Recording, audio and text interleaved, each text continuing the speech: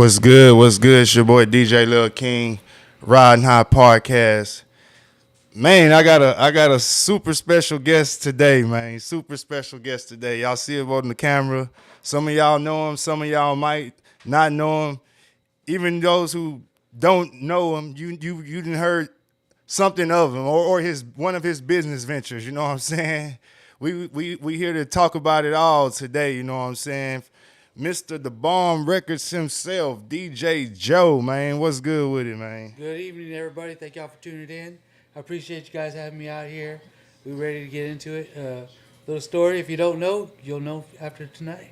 Already, for sure, for sure. So where's DJ Joe originally from? Well, I was born in Corpus Christi. 6 months old. We grew up in Chicago. Moved to Chicago for my dad. Got a job over in the steel mills. And we ended up in Gary, Indiana. Oh, shit. Yeah, the murder capital of the world. Is crazy. Damn, yeah, it was crazy back then. Them Yeah. days, yeah, hell yeah, hell Yeah, yeah. so I grew up mainly over there in the Chicagoland area. Oh shit, hell yeah, hell yeah. That's what's. So how long was before? How much time between whenever you say you were born in Corpus being born in Corpus to moving to Gary, Indiana area? 6 months. Oh, 6 months. Oh, I was a baby. Oh shit, already. Popped out and we moved out. Already. So where your peoples originally from? Are they from Corpus? Here in Corpus, yeah. Already. My dad moved down over there because that was during the segregation time, and they were trying to bring in the different races, and so they were just at the steel mill said, "Hey, if you're of non-colored and you come out here, get a job for free." Oh shit, And damn. so we moved. My dad packed up and we moved over there. Been up there since I was 21. Oh, so y'all were there from you whenever you were 6 months to 21? Yes. Dang. So what was life like growing up over there? Craziness. We were definitely in the streets. Oh shit. Yeah, we're definitely in the streets. We got into pretty much everything that you can think of. Dang. Yeah. So you obviously went to like high school and middle school and all. Like, how was it like? Like, did you play in like any sports and stuff growing up over there? High school, I was really like a nerd. I was a bookworm. I Already. was always into that. I hung out with like more of the less popular people. Yeah. And so I was always drawn to those kind of people because I always try to help people out. And so we got into that during school. Sports, basketball, track, tennis, football. Just you name it, whatever we can get into, we did. Yeah. Hell Because yeah. as kids, our parents kicked us out of the house. Yeah. Go Hell back to yeah. school, Hell yeah. Come back when the street lights come on. Hell yeah. So was it like in this? You were in Gary or in Chicago around this time? Chicago. All right. So this is just a whole bunch of mixes with just blacks and Mexicans and everything around that area, Puerto Ricans and everything up there, huh? Shit, That's what goddamn. they call a melting pot. Yeah, the melting. Hell yeah. God damn. There's a little bit of everybody, and one thing about that is we all got along, and we all helped each other out. And like I said, then it started getting a lot more violent, and so we had to kind of like adapt to that type of atmosphere. Damn. What part of Chicago were y'all living in? We're on the south side. Oh shit! Yeah, we're God on the south damn! side, yeah, O'Hare area, and it was pretty rough. Were you getting into like trouble and stuff, like running with like any gangs or any groups back then? Well, I never affiliated with myself with anybody, but Yeah. I always had friends in all different areas. So no matter where we went, our family was well known. So we were pretty much, I guess you could say, safe on the streets. Oh shit! Already. Yeah, so it was good. We ran out there. My sisters, they were very beautiful sisters, and so they partied and have fun. So I kind of like was on their wing. Already. So we basically, I learned a lot. I met a lot of people through my sisters and all. Hell, yo, they were like older than you, or they were younger than you, like Middle. I had 4 brothers and 4 sisters. already. Yeah, my mom left when I was 10, so my dad had to raise us all, and the youngest sister was 6 months old. Oh My shit! mom just took off and left, and a lot of people were like, "Man, I can't believe your mom left," but it was like the best thing. Already. Shit, man, life over there in Chicago. So when did y'all move from like Gary to Chicago? I was about going on 12. Already. Chicago. Yeah. Ain't is that what like the Jackson 5 and all like from like Gary and shit? Goddamn, you know what I'm we saying? were like maybe a mile or two. From the family house and shit. Yeah, from where they grew Damn, that's what's up. Yeah, and so we kind of knew who they were, but didn't know them, Already. which was kind of cool. Damn. Were you into like music and stuff back then? I've always been into music ever since I was like too young to remember, because my dad always, he'd drink and he'd play his music loud, and we just got into it. And ever since then, my whole theory was if I was at a job, Yeah. if I didn't have a radio or couldn't have a radio, I Yeah. didn't work there. Oh shit. I didn't God. work there. I had to have my music. God damn. Yeah. Damn, man, that's what's up. That's what's up. Were you like you were working over there, like just odd jobs over there, like whenever you were like a teenager and stuff over Yeah, there? well, we'll back up a little bit. And when I was 8, 9 years old, I mean, anything we could do to make some money. We were either shoveling snow, raking leaves, newspaper routes. Yeah. Anything we had to do, dumpster diving was my thing. I loved it. People would call me Dumpster Joe back in the day because we were out there and we would make money collecting aluminum cans.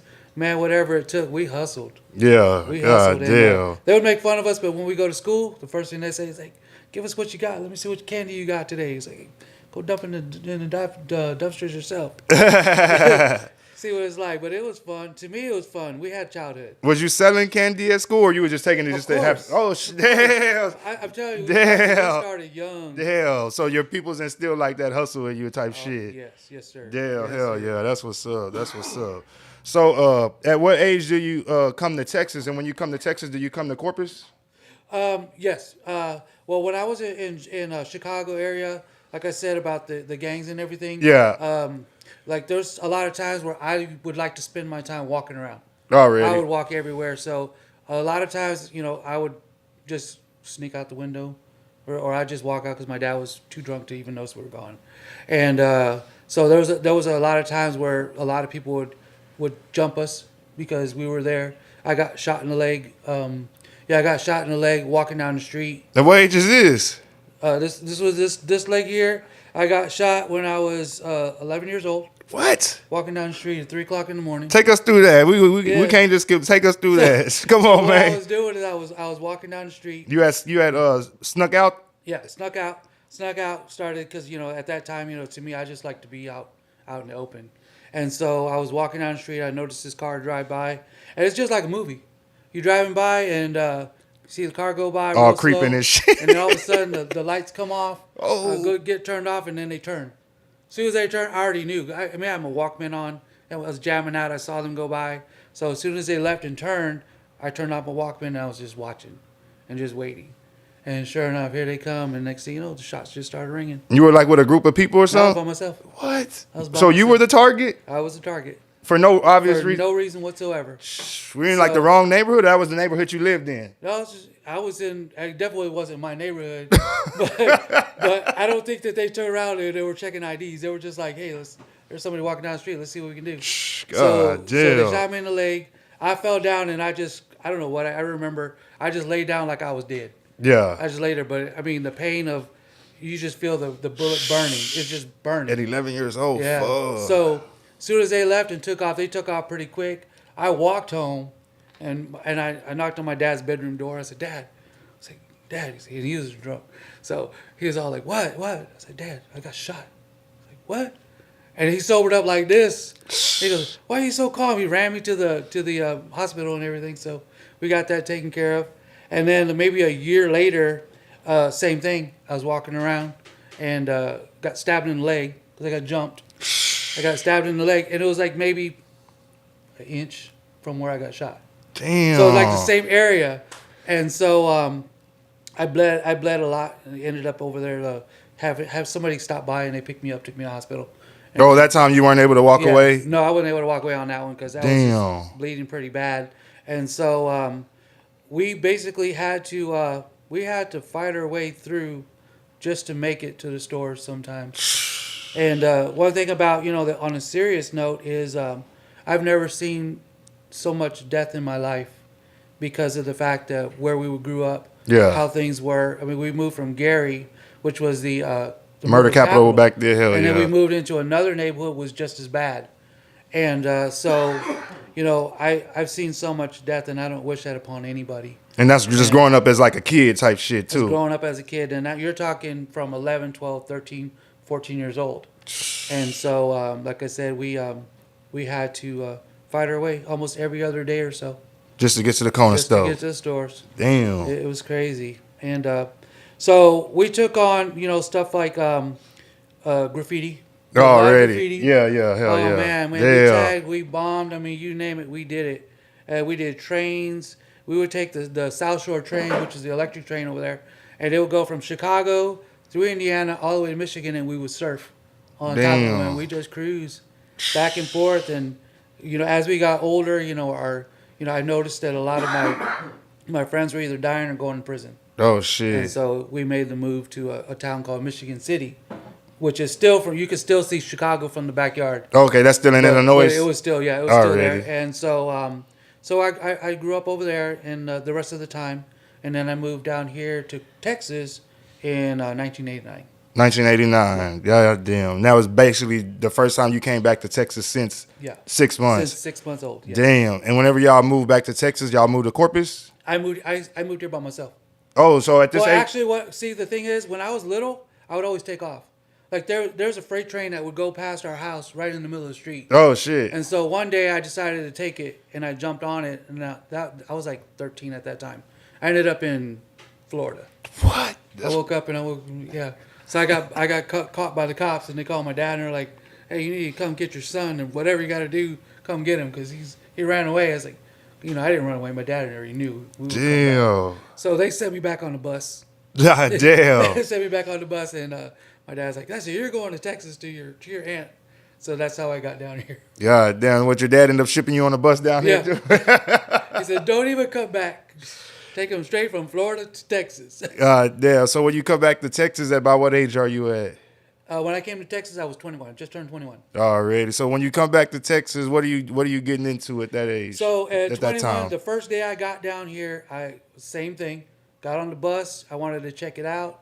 I was like, Corpus. Actually, when we were coming from the Greyhound bus, Yeah. it was nighttime. Already. So I'm all like looking at all the lights and everything, and I'm thinking, man, this is a big city. And you hadn't Looks seen, like you had never Chicago. seen, you had never Yeah, seen Corpus never before. seen it. Damn. And so I was all like, man, I'm moving to another big city. And then we get closer and closer to the city, nothing but a refinery. And I'm just like, wait. Our projects was bigger than the biggest building we have here downtown. Damn. So you're seeing all these lights coming in from the Greyhound, thinking fucking I'm whole thinking, towns, man, fucking light city life, this and is this gonna all be fucking awesome. refineries and shit. God damn, babe. Yeah, so we did that. I came down here and I was with my aunt. I have four cousins at the time living with her as well. So I told my aunt, I said, you know what, I'm gonna go walk around and see if I can find me a job. So I go out on the bus. Where y'all living at? We're living off of Staples and Saratoga. That's when nothing but cornfields was out there. They'll say, so yeah, Yeah. 89, there was nothing out Nothing there. was out there. It was a Damn. plain road. Damn. And so we moved out. Yeah, I'm older than dirt. And so we moved out there. I moved in with them, and I ended up finding 3 jobs. I went to McDonald's, a place called Charco's, and then another retail store right there in on the corner of SPID and Staples. Already. So those other 2 places, they've already closed down and tore down, a new development, but the McDonald's is still there. So I come home and I'm excited. I'm telling my aunt, I was like, man, I found 3 jobs. So my aunt calls my cousins in the living room, and she's like, hey, look at that, your cousin came Oh, I'm down about here. to say that shit. One day he finds 3 jobs, and you lazy asses can't get a job, nothing like that. So I go to sleep that night, and they beat my ass with a baseball bat. What? Dude, they were beating the crap out of me, and I don't know how. I guess all the street fights that I've had in Chicago, but I got up under them blankets, and I beat them both. I mean, all 3 of them. God And I couldn't damn. believe it. My aunt was all like trying to, she was taking up for my side, I said, no, I said, child, her name was Aunt Child. I said, child, you know what? I'm gonna go ahead and take off, and I went and found my own place. Damn. So it was pretty cool. It was pretty cool after that. At that time, I stayed homeless. I was sleeping outside. I would sleep under slides, and I didn't really care because I was free. Just to not be under the roof with Yeah. them type And shit. so Hell yeah. I worked my butt off, and then I got me a car. And then after I got me a car, then I found me a place, and it just rolled from All there. came together type Yeah, shit. just Hell rolled from yeah. Damn, that's what's up. That's what's up. When I was working, I was still at the McDonald's. Yeah, I was still at the McDonald's. So just grinded at McDonald's from Yeah, to a car to an apartment. yeah. Hell yeah, that's what's up. So at this time, are you having aspirations and dreams of owning your own business, coming that you have that hustle background type shit, and you're just like, I'm just playing what I got, just doing what I got to do right now to make ends meet type shit. Yeah, well, when I was 13 years old, our school had a job fair day. Already. So we had our like, counselors out there and everything. So the counselors are all like, okay, everybody write down your dreams and goals and everything you want to do. So back at that time, my goals were to be a DJ. Oh shit. And so I'm going to be a DJ and I'm going to be on the radio and I'm going to work at a nightclub and eventually I'm going to have my own stores. So this is what I told him back in the day, and that's when we had the VCR tapes. So I'm guessing this is probably like what, probably like 85, 86, Yeah. whenever this is. So what are your influences that are even, what are the influences that you're even seeing that are giving you the idea of to become a DJ? Oh man, breakdancing. Already. Breakdancing back in the day and the graph and house parties, Yeah. stuff like that. So at that time I was a DJ in house parties back then. See, back then though, the music was mainly like it was like the electro stuff. Yeah, like, yeah, yeah, back hell in yeah. the day, Before the like rap and all jam- that shit. Yeah, jam hell on it yeah. and stuff like Yeah, that. hell yeah. So I had all the music, turntables, and everything back then when I was a kid that I would borrow from my friend. Oh shit. Yeah, so we would tear it up all the time, and we had fun. I was like 13, still doing high school parties, Damn. house parties, and we would get to tag whatever we wanted to. Like trains, houses, cars, you name it, we did it. So you just basically just saw like some of it on TV type shit too, and y'all just your homeboy had the turntables and y'all just put them together and just started emulating what y'all were just No, what got me was the boombox. already. People walking around with the boomboxes, and oh man, that Damn. was it. I was like, okay, so everything else kind of surrounded it, Yeah. You got your boombox, you got your break dancers, you got The your graffiti, graph, yeah, hell yeah. Yeah, so and then you had your DJs and your house parties. Damn. So we would go out there. I remember we tagged up this arcade, and after that, people started paying us Oh to start shit. doing it. And then, of course, we got we were little juveniles back then. So what we would do is that's when we started doing. I mean, we tagged police cars too. So. God damn. We were everywhere. Yeah, that shit was like the elements of hip hop real like big on the East Coast. So you were like right there, damn near in the center of it, like whenever it was all coming together type shit. Exactly. Hell yeah, that's what's up. That's what's Exactly. up. That's what's up. And then we had a skating rink that everybody went to back then, and so the skating rink was like the place to be on Saturday and Sunday. Oh So shit. they ended up turning the skating rink into a dance place, and that was our first club. Oh shit. Yeah, it was our Damn. first club in that area, and then we were able to DJ there and play music and all that stuff like that. So it was cool. And Hell yeah. even a lot of the people from Chicago would come down from the north side, east side, west side. They would all come down and they do guest DJing, or they would do the breakdance crew, and Oh, it was the shit. same thing, just like the movies. Everybody, Yeah, yeah, battling hell each yeah, other. damn, Oh, damn. It was fun. It was fun. I also DJ'd at a Dennis Rodman's club called Crowbar. Damn. Yeah, I DJ'd there for about a year and a half. And you're a youngster doing this. God And so they, damn. You were like a resident DJ there yeah. for a year and a half? I was Damn. there, and we had to take an elevator to the DJ booth. So do you remember how you get your first set of your own turntables? Yeah, hustling. Was that here in Corpus or was that over there? That was over there. Already. Yeah, but once I left, I mean, I left everything there once my dad shipped me over here. But yeah, I got him. I got my first set of turntables over there, and I got my first boom box. Well, actually, this is a story about the boom box. One of my stories. I was walking down the street and I have a friend named Tony Brown, Already. and he worked at a gas station. His dad owned a gas station, and he was a music guy. He was a DJ as well. Already. So he had a big boom box, and this thing was like the extra large, real big boom boxes. And so I was 16 at the time for this deal, and so I asked him, "Hey man, can I borrow your boom box? Let me walk around because I wanted to be cool." Yeah. So I'm here walking around with the boom box. Dude drives by, pulls up right next to me. I'm on this side of the road. He pulls up next to me, gets out of the car. This big old tall guy. I was a kid back then. Yeah. He's like, "I'm taking your radio, dude." What? And I was like, "What?" He goes, "Yeah, I'm taking your radios." So he grabs it from me, throws me on the ground. I'm a kid. I didn't know what to do. So I acted like I was crying. I was like, Sir, please don't take my radio," because I knew it wasn't mine. Yeah, hell So I was yeah. like, "Man, I got to pay this dude $150. To me, that's like $1 million. Hell yeah, at that age, So- hell yeah. So I'm telling him, "Hey, I'm begging him to let me have the radio." I said, I said, "Well, shit, I'm going to lose it. I already know I'm going to lose it." So Yeah. I'm thinking in my head, I was like, "You know what?" I said, "Sir, you can have the radio. You can have it." I said, "But please let me have my cassette." I said, I just made that cassette this morning, and I was jamming out to it, and I was happy with all this other stuff. And he's like, little man, you know what? I'm going to go ahead and give you your cassette. So he reaches over to the side. His leg's still sticking out the door. Yeah. So I grabbed that door, and I, bam, broke his leg right there. Walked around, picked up my radio, and walked off. God damn. Damn, man. It's crazy growing up over there. Oh, Shit. man, God I can tell damn. you so many stories. I mean, we can go for hours. God damn, man. So when do you whenever you get back in Corpus, do you just like how soon do you get back into like the groove of DJing or being a DJ? So since I was working 3 jobs, I had pretty good money. I Oh, was so working, you took all 3 jobs? Yeah, Oh shit. I was working all 3 jobs. Oh shit. Yeah, and I was still collecting aluminum cans. Oh I mean, I shit. was still dumpster diving and finding whatever I could find. And so I saved up enough money. I got my place, and then I just started going to like the half price books. I'd go to record stores, Craig's Record Music Factory? back in the Yeah, day, hell yeah. and to the malls. And I'm just buying cassette singles, and I'm buying records, and I'm buying all this stuff. So my apartment Yeah. had more records and CDs and cassettes than I did have furniture. Oh shit. Yeah, Damn. and so I was like, okay, one of these days I'm gonna be DJ. So I'm sitting here practicing because this is when all the newer technology Alright. was coming in. And So you got back to Corpus and you went and bought some more turntables and I shit didn't like. have turntables at the time. Oh, so you just had a whole bunch of I just had a vinyl. bunch of vinyl, yeah, yeah. And so I had gotten 2. I remember I had gotten 2 Walkmans, and I was trying to mix them.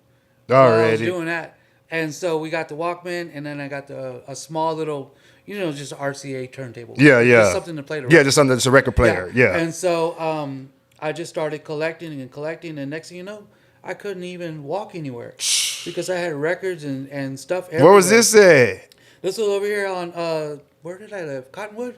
Oh shit! Already. I lived at Cottonwood Already. Apartments. And so I was like, you know what, I'm gonna do this. So I got a job. I quit 2 of my jobs, stayed at McDonald's, and I was working over at Black Tie Roses.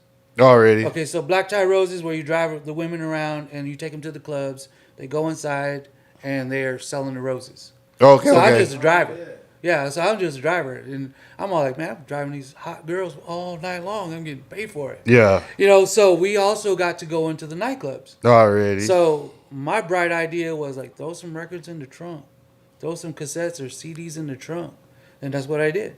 And so I went ahead and I put them all in there. So I would go to the nightclubs, and while the girls were selling roses, there I was to the DJ. Hey man, I got this new track. Check this out, man. Play this over here, and I give them free CDs as promos. Damn. Yeah, and so I was selling to Energens, DJ Philip. Already. And to a lot of the other DJs. I don't know if you remember Mix, DJ Mix. If you That's don't probably remember before him. my time. Okay, Shit. Dragon, DJ Yeah, Dragon. yeah, Dragon for sure. So Hell I yeah. was selling him dragons, and we'll get into more stories with him later on. But so I started doing that, and I started making more money, and that's how the idea came up to. I was always going to have a record store. I just didn't know when. Yeah, hell yeah. God damn. Yeah. So then what comes, is there anything that comes between the McDonald's and then you actually opening the store? Like was the Bomb Records your first actual business venture? Physically, yeah. Already. Yeah, a physical store, yes. So, back in the 90s, everybody was like, that's the bomb, this is the bomb. Yeah, hell And yeah, that's hell it yeah, was, hell It was yeah. the same, hell kind of yeah. like right now, everybody's saying, oh, that's a vibe, Or it's lit or some shit like that. Hell yeah, hell and yeah. So my whole thing was, I always wanted to use that, and so one day I just got all my records. I got mad at these people at McDonald's for some strange reason. I quit all my other jobs. I said, I'm going to open me a store. So, do you know where the Texan is? The Texan bar? Yeah, right here on Okay. Carol Lane and Staples. Yeah, Carol yeah, Lane, yeah, hell there used yeah, to be hell a yeah. Angelo's Pizza. Yeah, hell yeah, hell Okay. yeah, hell yeah. At the end of Texan, there was a little closet-sized place, which was I think it was a tailoring company. Already. So it was small. It was like smaller than this, half the size of this. Already. And so I went over there and asked them. I said, "Hey, you guys want to rent this little spot?" And they're like, "Yeah, we'll rent it out." So I went in and gave them $200. I said, "All I got is $200." I said, I got stuff, and if you want to raise the rent after a while, that's fine with me." Yeah. So I was like, "Okay, I'm gonna open up my own store." So I went and got some wood from the back of, I think it was not even Home Depot, but it was not Lowe's. Was it Build the building. Sutherland's? Already, Sutherland's. already. Okay, so back of Sutherland's, I just got a bunch of scrap wood. Yeah. And I got me some nails and hammers. I made me a little cabinet tables. Yeah. And my record racks. I made it all there. Opened it up. Went to my trunk of my car. Got me a big old neon green board. I just with a marker, just put bomb records. Oh shit. Opened up the trunk, stuck that thing on the back, and just put an arrow. Oh shit. That's how it started. Damn. What year was this? Man, this was like, oh man, 93, 94? Oh, this was 93? Damn. 94. I Damn. started it then, and everybody was all like, and then Craig's Music Factory was still, still doing well. Yeah, hell yeah. And so they were like, man, you're not going to make it because, record stores don't make it. And I'm like, well, That's what the people from Craig's were telling you, or just people in general? Yeah, people from Craig's was telling me it's hard. It's hard, and they were a corporation. Oh shit. So they had money to sit on. Oh shit. And so I didn't. I was like, whatever I had in my pocket, that's all I had. Mm-hmm. So I took all the years of all the stuff that I accumulated, and I just started making money. And then I got into doing like little benefits outside, and I would just do like little DJ setups outside in the parking lot. Oh shit already. And so I started doing that, and then more people started coming. Record sales were doing really well. And I was like, this is cool, man. But at this point, were you just selling like your collection of I was records? selling my collection. You didn't even have no plugs to even get new shit. You just Nothing. selling this shit that you collected over the years. Over the years. Damn. Yeah. So I said, I figured it was inventory, Yeah, hell And yeah. So I went ahead and did that for a while, and it did really, really good.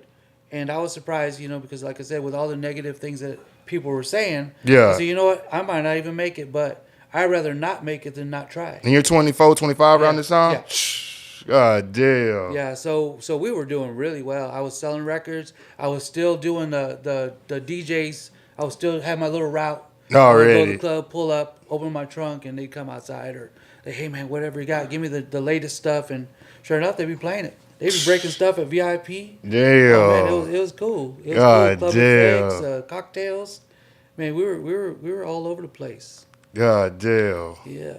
Yeah, that's what's up, man. Hell yeah, hell yeah. So how long are you at that location right there on Staples? Staples, okay, yeah. so that one, I was probably there 5 months.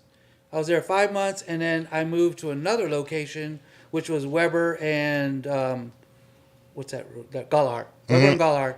It's right where. Do you remember the old club that used to be at Safari? Yeah. Okay. Yeah, hell so yeah. I was right across from Safari, and it was a little bit bigger. So I did that, and then I just started growing. So like right there, the right there across from Safari is like, what is it like? Popeye's Chicken. So you were right there next to Popeyes. Right across the street from Popeye's Chicken. Okay, so it's like a little Zumba place. It's like, Yeah. It's like right there because it's So like it was- the it was- Silverado's like on this side. They got Right. like, and then it's like a little spot right across. It's in the same parking lot, but it's on across the And I side. was at the very end, another small spot. Oh, But, hey, shit. to me, I was proud of myself because I was growing. Hell You know, and yeah. I said that's another step that I'm going to take. And so I stayed at that location for about a year and a half, 2 years. Already. And for some reason, I was driving down the road and I saw a sign on SBID. It said for rent. It was a real small sign. I whipped around the corner, went back over there. I called the number. The lady, her name is Sheila Walden. I'll never forget her. She was like my favorite. We call it a landlord. Yeah. Hell So yeah. I met her and through the phone, and we were talking about it. She asked me what kind of business I wanted. I told her that I wanted to do clothing and I wanted to do records. So the first thing she says, okay, I need you to come to my office. Yeah. And then I was like, wait. I said, I can be there tomorrow. She goes, well, if you want it, you need to come now. Oh shit. So I was cutting grass at the time. So I mean, I was dirt everywhere. I mean, it was just a mess. Yeah. My hair was long. My hair was real long. And so it was shabby and long. And then she's like, I was like, okay, well, where's your office at? It happens to be at the big building downtown. Already. And so it's at the top floor. She worked for like 7 lawyers. So here I am up there. I had a KISS t-shirt on. It was all had holes everywhere, dirt everywhere. Yeah. And I go in the conference room. I got all these guys just looking at me. And she looked at me and she was like, so you want to come over here and you want to open up a music store looking like that?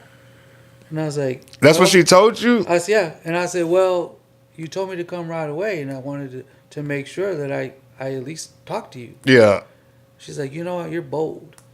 And just because you're bold, I'm going to go ahead and let you move in. They So I moved in, and I was there from 96 up until 2012. damn, from 96, god damn. Yeah. You were there whenever like K's and all them were like there next door and shit. Damn, hell yeah. God Yeah, damn. so I was there, and that's when I built the stage. I Yeah, built my DJ booth. I accumulated some turntables by then, and already. put the checker floor down, and we opened up for business, and it just shot.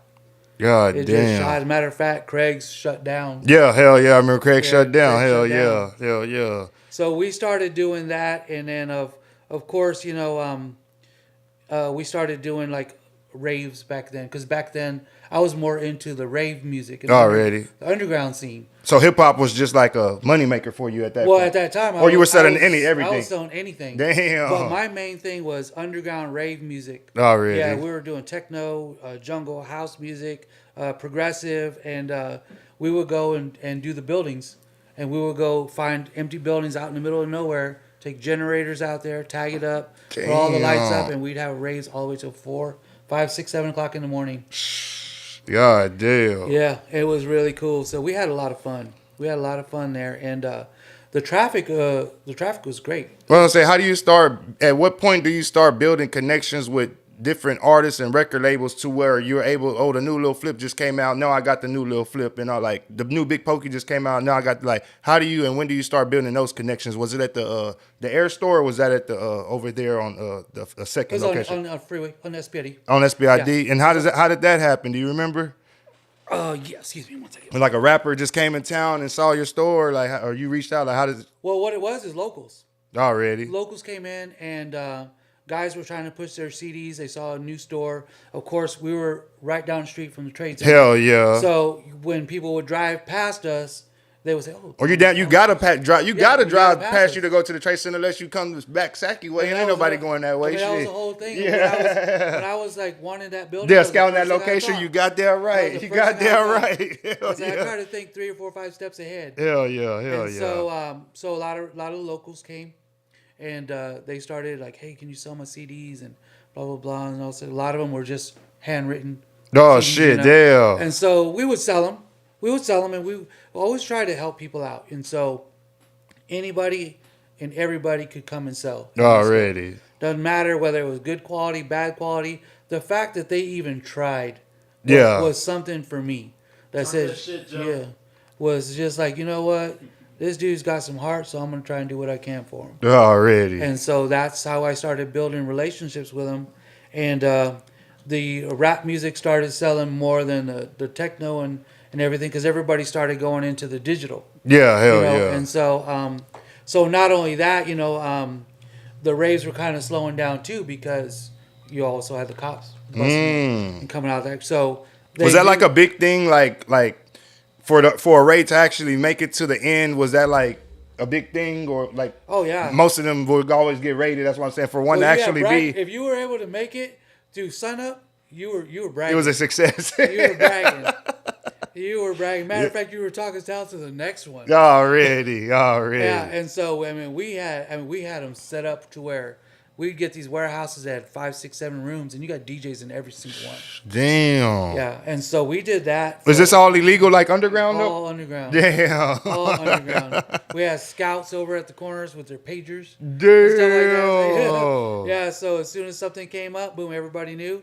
Of course, everybody just took off, but of course our promoters and all that got caught because of all the equipment there. Yeah, hell yeah. But other than that, it was fun. But God they started damn. cracking down on that, and so once they did that, that was the end of the era for that. So the rap music started coming into play. Already. We also had a radio station called 102.3 The Beat. Yeah, I remember that. Yeah, hell yeah. We were. I was real cool with Nap One and Yeah, and, hell yeah. Wow Man, all those guys over there. So they were turning me on to like free music from the artist. Oh, shit, from the already. record labels and everything like that. So that helped us out a lot. And then one day out of the blue, I don't even remember what year it was, but a guy comes in my store. He has a cardboard box. He comes in. He's like, You want to buy some of this?" And I'm looking at it, and I'm like, first off, it's a bunch of burnt CDs, and it has just nothing but black writing on it, or the titles. Yeah. And I said, "Man, I don't want none of that." He's like, "Dude, trust me, you're gonna want this." And I'm like, "No, dude, it's like I don't want none of that. I don't want to hear it." So he's like, "Trust me, dude. You take these CDs and you sell them for $20 a piece." And I said, "Well, you gotta be kidding me, dude." I said, "Nah, man, take that stuff out of here." So he left. He came back maybe 15, 20 minutes later. He drops the box on my counter and says, "I'm giving all these to you. Put them on your shelf, and I guarantee you're gonna sell them. As soon as one person finds out, it's over." So sure enough, I put them out there. It was all DJ Screw CDs. Oh shit. All DJ Screw CDs, and one person bought one. I sold out in 3 days. Damn. Just word got around town Three that days. quick. So I called this guy back. His name's Harvey D. Oh, already. Yeah, you know him. DJ Harvey D from Yeah. Austin, Texas. Yep. Yeah, yes, sir. Mr. Atkins. Yeah, That's my yeah, homie. hell, Harvey Atkins. Hell yeah. And so hell yeah. I called him and I said, "Hey man, bring me some more of them CDs." I'd never heard Screw in my life. Oh shit. Never heard Screw in my life. Up in Chicago, we sped up the music. Yeah, hell yeah. Everything was fast. Boom, boom, boom, boom, boom. So when we come down there, it's all slowed down. I'm like, "Man, what's going on here?" Hell yeah. And so that's how we started selling the Screws. And They were actual DJ Screws, or they were Harvey D's, like slowed up mixes? They were DJ Screws, but they were copies. Oh, okay. Yeah, they were copies. Already. And so we, I ended up buying more from him. People from Houston got word of it. They started coming out one by one. So that's how I started meeting these guys. Already. So before all that, though, like I said, the beat was on the radio. Was you first, or the beat was first? The beat was I was way before the beat. You were before the beat. That's what I'm saying. Way before Already. the beat, yeah. So the beat ended up shutting down, and that's when 102.9 showed up. That's because I always was under the impression that 102.3 changed to 102.9, but that's not correct. Actually, yes, it's right. They just changed frequencies. So it was the same owners. But no, it was a different owner. He sold it to Jesse. But it was basically the same thing. It was just a new owner, just but it was new the same ownership. thing under a new frequency. Okay. Rebranded. Yeah. Okay. There you Bet. Damn. Yeah, See, I knew I wasn't tripping. Yeah. And so I remember the day as if it was happening right now. And Nap One, all the old personality went over to the bomb. Already. And so I remember it was 11:55. It was right before noon. And Nap One calls me and he's like, "Hey Joe, hey, what's going on?" I say, "Hey, what's up, bro?" He's like, "Hey, we're about to go on the air as 102.9 The Bomb. Do you have a problem with that?" I'm like, "What?" And I'm thinking, dude, that's my store, dude. Yeah. So I was fired. I was on fire, dude. Yeah. I was mad. And so he says, "Yeah, we're going on the air." So I go to the radio, turn it on, and sure enough, right at noon, 102.9 The Bomb, blah, blah, blah. And I'm just like, geez. Man, I just went off on. I kicked everybody out of the store that was in there. Yeah. And I was like, you know what? I'm gonna sue him. I'm gonna call a lawyer. So I go and get me a lawyer, and then I was gonna sue him and everything. And my lawyer's like, you can do one of two things. You can sue him and you can win, or you can go there and become their friend and get free advertising. So there I go. Take my happy ass over to the bomb. And this was a P.D. Pablo concert. Already. The first concert they were getting ready to throw. And I went over there and I talked to them. I said, "Hey, listen, you guys want to use the bomb, blah, blah, blah, whatever, I told them that I wasn't happy with it. Because you just knew like the personnel that worked there, but you didn't know the owner of the bomb at the time? I did not know them at all. Already. And so to me, they were still in my copyrighted name. Yeah. And but your homies kind of gave you a heads up, but they had no control because they were just employees at the time. 5 minutes. 5 minutes. They gave me 5 minutes. God. And so I went over there and I talked to the owner's wife back at the time, and Peter Pablo's show was on there. So we pretty much just figured something out. And they go, "I'll tell you what, if you become a ticket seller, we'll give you some commercials." And I'm like, "Yeah, I could do that." So ever since that, and that's where our relationship started. Yeah. And so it went from P.D. Pablo to, the list goes on all the concerts that we did. Because I was telling Dynamite this the other day. Not the other day. Whenever we interviewed him, I always y'all did that shit so good. I always I always thought you owned the Bomb Records and the Bomb radio station. Oh wow. Literally, like growing up, I literally thought DJ Joe owns the Bomb Records and he owns the radio station. The fucking Bomb Records is just his outlet to sell the music that he plays on the radio. That's what I thought. Literally. Yep. Cornered the market. Yeah, and he got the fucking club to bring the artists down to do the shows. Like he's getting it at all angles. Like literally. I was like, hey, the radio station got a record store? Yeah, hell yeah. Yeah, but I was there before all of them, and we ended up collabing with each other, and so we started selling tickets, and they couldn't believe how many pre-sales we were selling. That you would sell, hell we would yeah. sell anywhere from 500 to 1,500 pre-sales. I mean, every show. So it went from the hip hop shows to Tejano. Oh Then shit. next thing you know, we were blowing up with Tejano. Damn. And so we did all that for a long time. Jesse, that's when he had the Yellow Rose. Yeah, hell Yellow yeah, hell Rose. yeah. And so he's like, hey, you want to come DJ? Like, yeah.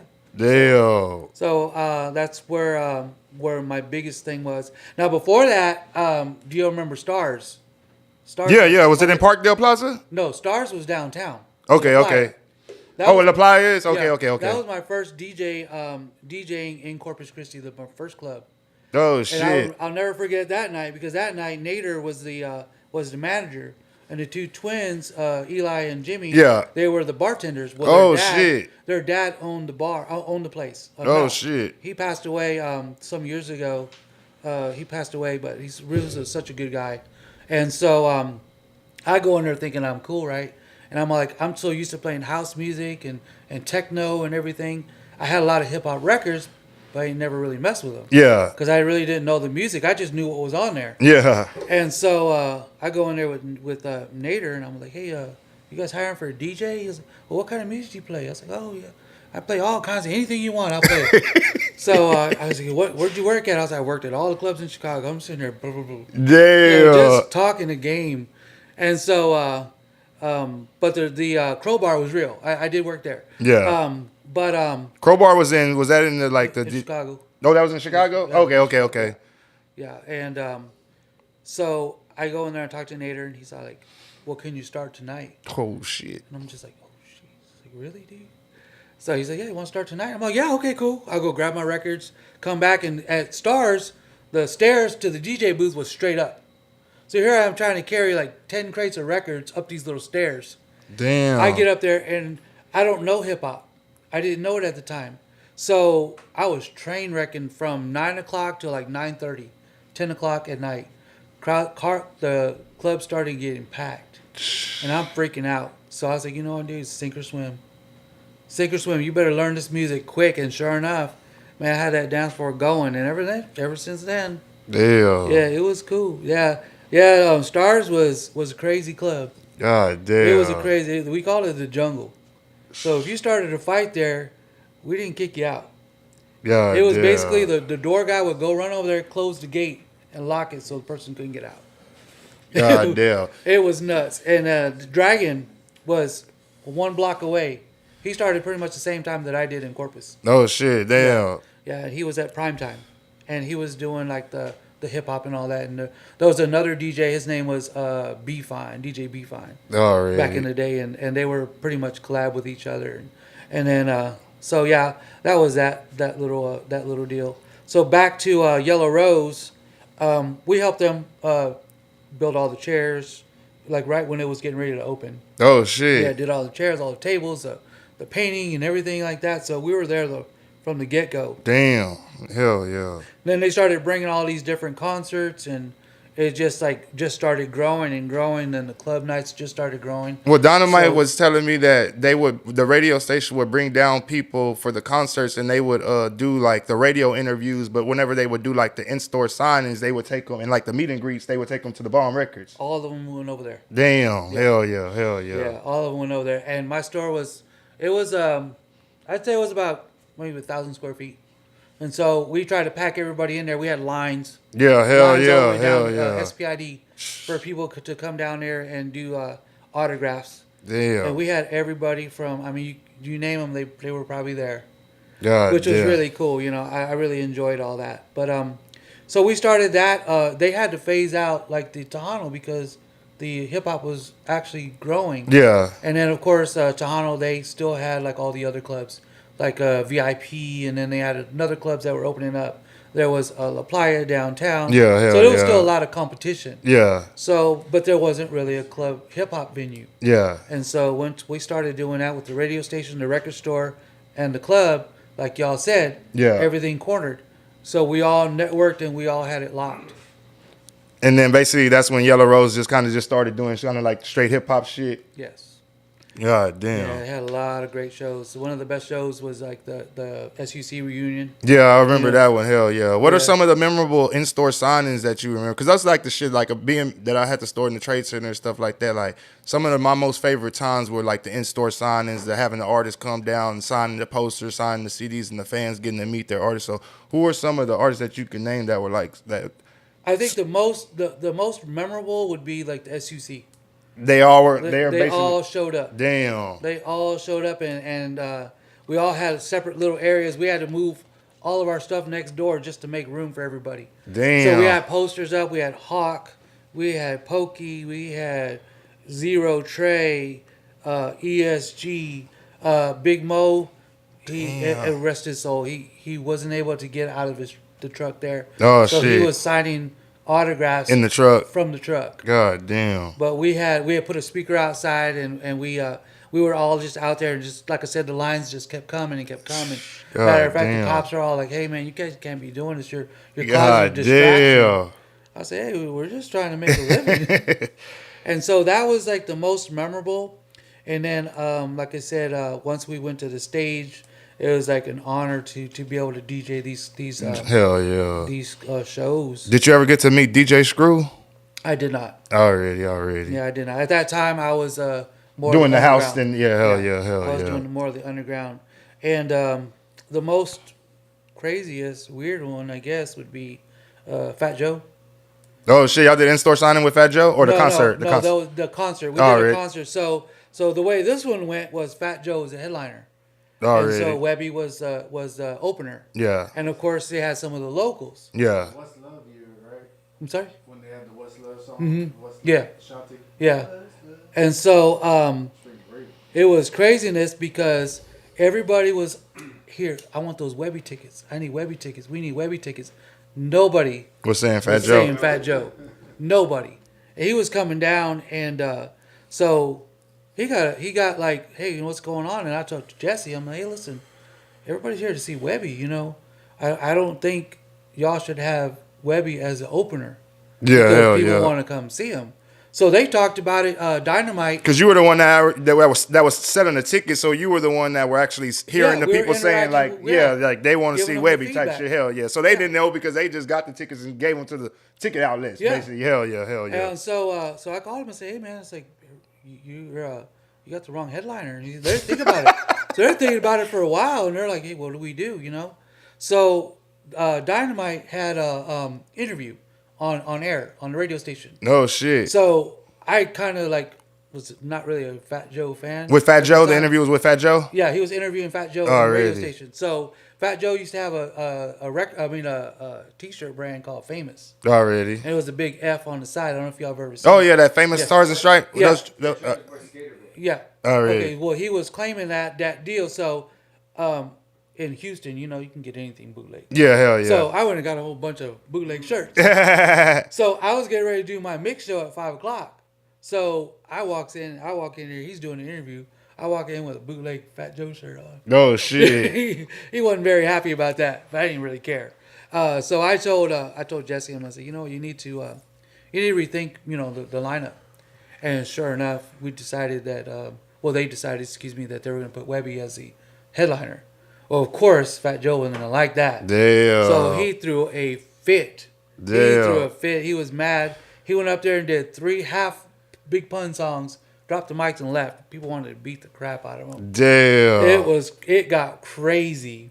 God But damn. I remember in the back green room, we were sitting there and Webby's sitting, like, say we're up here, he's sitting up here. He's just chilling, just looking down, quiet, didn't say nothing. He was just chilling. They called him on stage. That dude went off. He rocked that place. I Damn. saw, see there?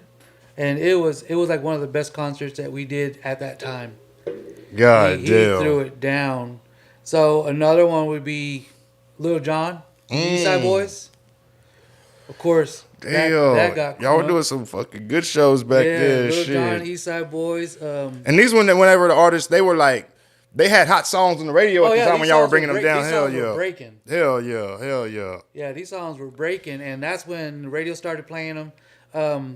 And it was just craziness because we were selling tickets so fast that we couldn't even keep up. We had to stop selling pre-sales so they Damn. can make money at the door, you know. And you remember Hypnotic? It would be Hell it would be yeah. like sardines Hell from the yeah. front all the way to the bathrooms. God damn. And so that was a pretty big concert. 50 Cent, when 50 Cent was on promo, we got him for free because he was a promo. So this was right before In the Club even, was getting airplay, that they had signed a Was he contract. playing that wankster? Yeah. Already. And so when he before he came, like a couple of weeks later, his song hit number one. Damn. So now he's like, I'm not coming down. Say, no, you got a contract. And Jesse's like, hey, you're coming. He gets down there. That place was crazy. He was up in the rafters, hanging, singing. I mean, it was nuts. God It damn. was nuts. It was a really good show. And then of course we had Zero and Trey back in the day. ESG would always book shows like in small little places. Yeah. Never show up. Oh shit. Hotspot. We had booked him at Hotspot. Didn't show up. Hooked him at Tequila Boom. Didn't show up. God He'd show up damn. whenever he's at the strip club. God And damn. so we did a lot of that craziness over there. So it was really cool. I can just go on and on all the artists, but we had Bun B, of course. Bun B, his Pimp shows- C? Pimp C back in the day. God damn. Yeah. God damn. I hell. wasn't there when SPM. I think SPM was back in what day was that? What club was that? I think it was Cocktails or. It was back in the day before all that. Already. Yeah, but I got to meet him, of course, because we were selling a lot of their CDs. Already. So we got to meet the whole Dope House crew. And so you end up building relationships just directly with like the record labels and the artists themselves and artists, shit like that. Hell yeah. So they would come. And Were you also going through like a Southwest wholesale or anything at that time, or you just We went through Southwest. Yeah. Already. Yeah, we went through that, and then there was a couple of guys in Houston that were really locked in, and we would get CDs from them Already. as well. But my thing was, I was like hustle by any means, so we would burn the CDs. That's what I want to get to next. That's what. Yeah. Hell yeah. Millionaire before you go too far. Chameleonaire. Or any of I guess Color Changing Click as a collective. Yeah. Well, they all sold me their CDs, but before all that, we were burning the CDs. We were. I mean, So originally everybody y'all knew. started out burning. So Oh, yeah. Okay, so Yeah. I thought like y'all started out with the regular shit and then the No, burning we came started- later. That was before when Harvey D came and gave us the screws. That's when we started burning everything else. That's when y'all realized. Oh, I was like, there's some crazy money right here. God damn. And so they would come down. Community came to my store. He said, "Man, Watts ain't gonna like what you're doing." And I mean, he was selling Switch House tapes. Yeah. Damn. And so they came down, and I said, "Hey, y'all talk about hustle by any means." Because So- you had already met Watts and shit at this time and Yeah. stuff. Damn. And so I told him, I said, listen, y'all talk about hustle by any means. I'm just hustling. He goes, yeah, but don't be hustling our shit. I'm like, well, every freestyle CD that y'all got is somebody else's beat. And so, I mean, it's pretty much the same Damn. thing. And Oh, so you got into it that was with Chameleonaire Yeah. now? Damn. So what Yeah. happened? They come into the store, they see a burnt version or what? So Chameleonaire was there. He came in there and he told me about that. He goes, why don't you just buy the burnt stuff? I said, well, give me a good deal and we'll talk about it. Well, that night he had a show at Because did he know you were selling burnt shit or he just because everybody knew. already? Everybody knew. Okay. So he came down for a show at Toxic. So he gets on stage and he's all like, before I start this show, I just want to tell this bootlegging something DJ, we're on to your stuff. Or I don't know what it was he had said, but he had something basically targeting. Shot a my slug store. at you. Yeah. Damn. And so when he was saying it, everybody's like, oh yeah, Joe, DJ Joe. So they were all just. Oh, So shit. my friends were like, man, he's shouting you out. I was like, oh yeah. I was like, thank you. So what happens when he comes into the whenever he comes into the store and shit? He just sits there. He's just sitting there, just looking down and just telling me, hey, you need to stop selling all this stuff. I say, hey, y'all give me a good deal, I'll sell the real stuff. And so they started selling me stuff, and we still burnt movies on the side. Already. Because I mean, hustle is a hustle, and we weren't trying to disrespect nobody. We're just trying to keep our doors open. Already, hell And so yeah. a lot of times the CDs couldn't come in, and so we went with that, and then we started doing the Michael Watt CDs, and then OG Ron C came down, and then we started doing F Actions and stuff like that. So we started selling that as well, and then it went to, from there it went to remember Russell? You remember Russell? Yeah, yeah, Okay. yeah. What's So the Russell Washington? came down and we were buying CDs from him, the original DJ Screws, hell yeah, Yeah, and hell then we yeah. went to the Screw House, and then we Damn. all situated with that, and then we just started selling regular. Oh shit! Yeah. So y'all started off with the bootleg and then went to the regular. Yeah. Okay. Yeah. I thought it was the other way Because I knew around. I knew it was a matter of time before somebody showed up. I mean, Houston's right down the street. Hell You know? yeah. Hell yeah. And so we were cool with everybody because we were bringing them down. Yeah. Hell And yeah. so we brought Trey and Zero down for spring break. I think like 4 years in a row, and we're paying like 10 grand. Damn. So we drop it and they come down and we make our money. At what point did y'all start selling instrumental CDs? As somebody who was buying like whatever your $20 deal was at that Yeah, time, 3 for 20. It's always we 3 were- for 20. We were grabbing every single fucking instrumental CD you had, bro. Like real shit. And like, Yeah. and not to go on, if you want to put it out there, you say you'd be open. Like, what was the process of making like an instrumental CD? Like from you sitting there thinking of making an instrumental CD to it being on the shelf. Like, what is that process? Turntable, records. No, but I'm saying like you Yeah. just buying. Making them I would, yeah. I So would- are you on like a Napster or like an no, iMesh or you? turntable. I grab the records from my shelf. Okay. Grab the instrumentals off the album and I copy them. I mean, I record them. I Damn. record every single one. And Yeah. we put down the toughest beats on each track, and then y'all sold the other ones too, like whatever you got from like somewhere else. Yeah, like, yeah. Like a Southern Smoke or something. yeah, the Southern Smokes and all that, DJ Woo Kid and all those. Yeah, we sold all those just as Like the Dre, I think the Dre. Yeah, I was about to say that the Chronic 2001. It was Yeah, like yeah, all the instrumentals. instrumentals, all the See instrumentals. that I got that one from the radio station. Oh Yeah, 'cause shit, they- that was like a they promo sent with a just all the promo. instrumentals. I was like, I'll take one of those. Man. So it got so bad, when the CDs were selling, I went and got a tower that made 20 CDs at one time. You put the original on top, put all the blanks on there, push a button. Well, I remember this too, and I don't know. I kind of remember. I remember it being in Austin too, and I kind of think you were doing it too. Whenever there would be like, okay, the new 50 Cent "Get Rich or Die Trying" comes out, they drop the regular version. Yes, for sale at fucking FYE and whatever the music stores were at the mall, and then like 2 weeks later, you go to the Bomb Records and they got the 50 Cent "Get Rich or Die Trying" screwed. There was no chops, no bringbacks. It would just be the whole 50 Cent "Get Rich or Die Trying" just straight slow. Was it you doing it or was No, it coming wasn't out? me doing Those it. weren't you doing? No, I'd be driving to Houston. Already. I drive to Houston. You go to the flea markets. Oh, so you would just get those. Man, So you were find 'em. selling them, but you Yeah, weren't making them There's yourself. a guy named DJ Reverse. Oh in- shit! In Houston. And he would just And he do. would chop them up and I'd bring them down. Start Damn. making copies. God So that was my damn. wholesale connections. God damn. So I would go there, and then that's when we discovered Harwin. So No when we shit. went to Harwin, we started with the gear. Oh, we started buying already. the T-shirts and all that other stuff. So we just added that to the mix, and it all just went together. Hell yeah. God so- damn. So yeah, we were selling like crazy amounts of CDs. Are y'all into the movies like right off top too, or what? No, that was After you got that tower? after I got that tower, and it was crazy how one lady came in one day and she was just like, "Hey, I have a wedding disc. Do you have any way to make a copy of it?" Well, I was like, "Well, you just put it in the computer, make a copy of it, and just copy it." Yeah. So she did that, and then she paid me $5. So 2 days later, she comes back. She goes, "Hey, my cousin and my uncle want one. Can you make 2 copies and sell it?" I was like, "Man, that was a quick $10." Yeah. So then I look down at my CD case. I'm like, $5, $5. I'm sitting here counting. I said, "Man," so I started grabbing those CDs, started copying them, and boom, there you go. God So we had our damn. inventory. It was cheap. So not Home Depot. What was that other one? Office Depot. Yeah, yeah. And all those people knew us real well because we were just buying The spindles. the spindles of blanks all the time. Every Sunday they would come out. They'd be on sale. Boom, we go snatch them up. God damn. So- That's what we did at Circuit City when they closed. Yeah. Everything Yeah. was like 75%. Did you open up a second location in like a Kingsville or something, or was that someone else? I opened up. First, I opened up on Port, and Morgan. Okay, yeah, I remember that So one. I Yeah, opened hell up yeah. It was like a little small one. Yeah. Yeah, hell yeah. I I remember opened that up one. there, and I kept getting broken into. Oh shit. So Oh, right across from Bonilla, right? right, Yeah, hell across the yeah. street. So they started breaking in over there. So they broke in. The very next day, I mean, the very next week. Yeah, no, I got you. Which was a Sunday. It was a Saturday night. They broke in.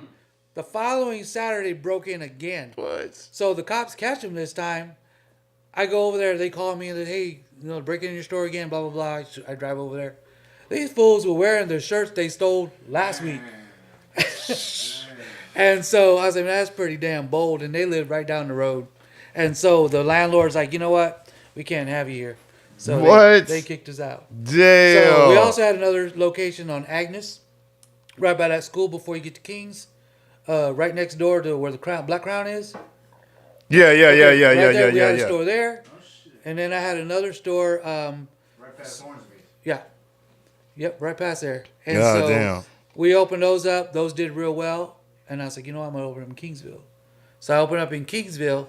That store did real well. I did good over there. Same thing happened. Somebody broke in. And the guy's like, I've had this building 52 years. Oh shit. Nobody's ever broken a window here ever until you showed up. I said, that's because they like what I got. Because I got good stuff. And so he kicked me out. Did locals from Kingsville approach you? Like, they probably wouldn't have approached you in Corpus?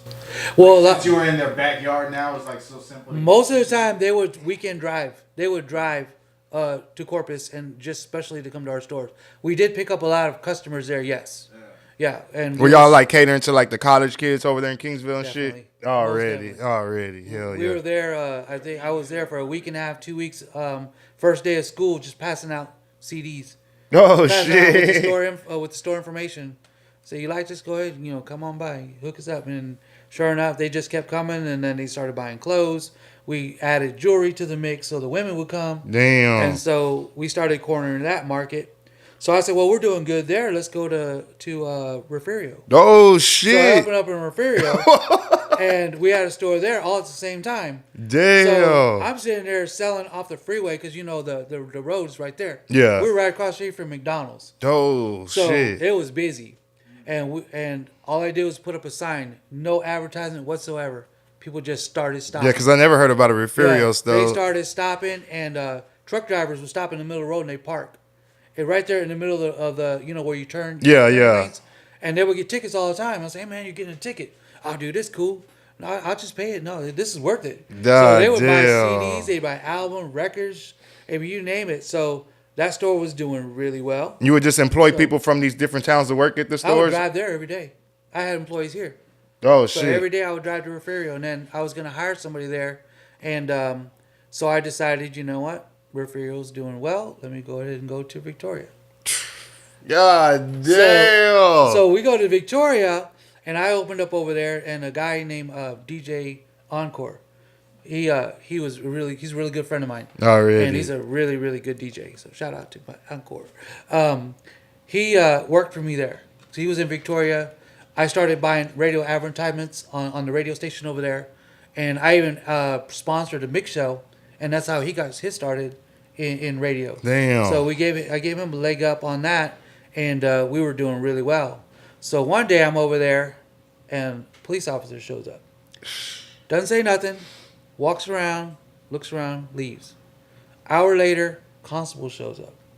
He's walking around. He's looking. He started flipping through the records, and he started looking at the CDs. He leaves. Not even 15 minutes after that, the sheriff comes in. He walks around. He's looking around. He actually sees records he wants. So he's picking them. He buys them. He's like, man, if I were you, I'd close down. He said, I'm just going to give you a heads up. I said, I'm telling you, the city does not want you here. And so a week later, we closed. We left. And this is in Victoria? In Victoria. Were there any other music stores in Victoria at the time? It was just the stores at the mall. Like was it FYA? Yeah, hell yeah. Yeah, it was that kind of store. So they didn't want that.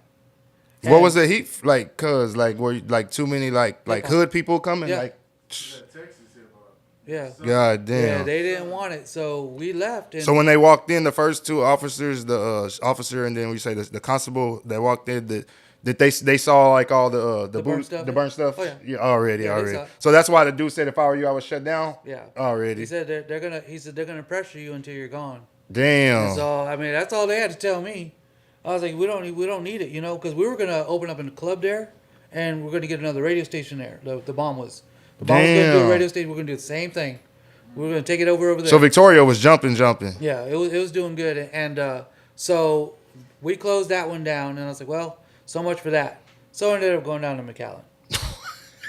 So I went and opened a store down in McAllen, and so is Refugio and Corpus and Kingsville still open at this time? no. Oh yeah, They're still open They when were you go still to open at that time. God Yeah. damn. And so I was like, man, I'm gonna freaking make this thing go crazy, And so Really wasn't down there. Hell Yeah. no, it wasn't. yeah, Like touched down there yet? not even close. They were more into international dance music, Latin music, salsa, merengue, and bachata and stuff like that. The early days of Pitbull type shit. Yeah, there you go. There you go. up. And so we opened up. I was driving around McAllen looking for everything. Well, Club Metropolis happened to be the biggest club down there in McAllen. Already. So I'm like, you know what? There's an empty building in the same parking lot as this club. So they're calling the number. So I got that building, brought half of my inventory down there. So as soon as they opened up on Friday and Saturday, there I was. Had That's my not had my flyers. DJ stuff all set up in the parking lot. I just started grabbing my customers. Next thing you know, it was on fire. So on the way in, people that were pulling up in the parking lot to go into, it was like guessing like a shopping center type place. It was kind of in an industrial area, Already. but the place was already established. Yeah. So I knew people were going to come. Yeah. So during the week, if they really want that screw music, or Yeah. they really want this, they're going to drive in. Sure enough. But your marketing They thing did. was I'm gonna post up outside with my DJ equipment whenever While they're they're- going into the club, they're gonna while see they're me going out into here. the club. Already. 2 God o'clock damn. in the morning, there I was in the parking lot. Everybody's leaving. I'm still selling CDs. Damn. 2 o'clock in the morning. Yeah, we were doing really well over there too. Damn. And so that one was doing well, and I said, you know what? There's Brownsville. So I go to Brownsville. I started at the flea market, Already. and so we did good over there on the weekends. And they had a 7-day-a-week flea market down there. Already. So we were open 7 days a week down there. So I hired somebody down there, and so that was doing really well. Well, we moved our location because the guy sold the building, the one that was by the club. Club had closed down due to a shooting or something like that. So I said, well, once they shut down, I got to move Yeah. because now it's like Too far. Yeah. You say the area and shit. Yeah. And so I found another place downtown. I hired these 2 guys. They were doing really well. It just so happens a family member of mine that knows somebody in law enforcement, and they call me. I was in Corpus, and they're like, "Hey, they're gonna come and raid your store." And I'm like, "What?" I said, "Yeah, they're gonna come and raid your store." And I was like, "Man," I was like, "For what?" Because down there, I wasn't selling a whole lot of CDs. I was selling more vinyl records Already. and T-shirts and stuff like that. Were you And, selling movies at all the locations, or that was just Corpus? Yeah, just a few. Okay. Not, Okay. not a whole lot. Already. Well, it turns out that the guys I hired were selling. Oh, they were going on the side. Oh, okay. were Oh, they were selling. out of my store. They were selling. And so I was like, you know what? Bust them. I don't care. As long as y'all don't tie me to it, it's all good. That's on them. Yeah. So they did. They raided that store down there. They closed it down. I had to move out. And besides, I had to move out anyway because that store name was burnt down there. Because of the fact that, That these were selling. Yeah. out that Hell store. yeah. Hell It yeah. had nothing to do with me. I had no idea. Yeah. And so I don't know whatever happened to those guys. They, DA went in there and they raided that store. Of course, I went and took the movies and stuff out of there. And so I lost everything. I let them confiscate it to keep it. I don't want nothing to do with it. And so we closed that one down. And then Brownsville was still going. And then I opened up in San Antonio on the Eisenhower Flea Market. And so I was out there and I was driving all these places, stocking everything, making sure that we had everything. So I drove a lot. But while I was driving it to all these places, I was stopping at the Goodwill, at the half price books. Yeah, hell I was yeah. just picking up records and Yeah, CDs hell and yeah. stuff. And I was going to San Antonio and I was getting different styles of music. That's when I was learning about the rappers over there. Already, And hell yeah. So it just worked out to where we were able to corner everybody's market Yeah. and get all the locals. Say I had a local from San Antonio. Yeah, hell And I yeah. brought their music down here. And I took music from Corpus and I took it over there. And it's just, we just rotated everything. So it worked out Damn, perfectly. hell yeah. Yeah, so that's how that one went. God damn. So I closed them. I closed all the other ones down except for SPID because I started getting too busy. The movies were just booming. Already. They were booming. I mean, we were making $20K a month God damn. in movies. God Well, damn. that's okay. But yeah, we were busy. And Would you get into the actual details of that? Like, were you the man behind? no, No. Okay. yeah, what happened with that was we had same thing I did with the CDs. Yeah. It was like we go to the flea markets, and everybody down there was selling them at the flea market on Agnes. They were burning copies and copies, so I just go buy one and I burn copies of it. Already. Yeah. Hell the tower. yeah. We were in- Hell yeah. There was a time. There was a time I had. Construction company. There was a time I had 3 burners at one time. Three Oh, three towers at one time. Damn. Well, Yeah. How many up and running all at once? How many stores did you have all 5. at once? 5 at once. Damn. That's a lot. Hell 5 yeah. at once, and we would have the issue of the women that would come with these guys. Guys wanted the CDs. Yeah. I mean, it was just no doubt that there was very few girl customers that we had. That's why we always had pretty girls working. That's what I was going to ask. Was that like one of your marketing things No, that you yeah. use already? Yeah, For sure. And For so, sure. and so I decided. I said, you know what? I work at the club. I'm the DJ. I'm sitting here looking at all these girls. I'm watching what they're wearing. I'm seeing, the styles that we have. So there we go to Harwin. Pick up a bunch of women's clothes. We open up a women's store right next door. Damn. So we're all like, you know what? And that was on SPID? On SPID. Oh, and shit. it's called Jacqueline's. I named it after my daughter. Oh, really? Jacqueline. And so then you would hear, oh, take your time. You can listen to all the CDs you want. I'm going next door. So I would catch the men, and then I would catch the women with the clothes, the women's clothes. Yeah, hell we yeah. sold jewelry, clothes, shoes.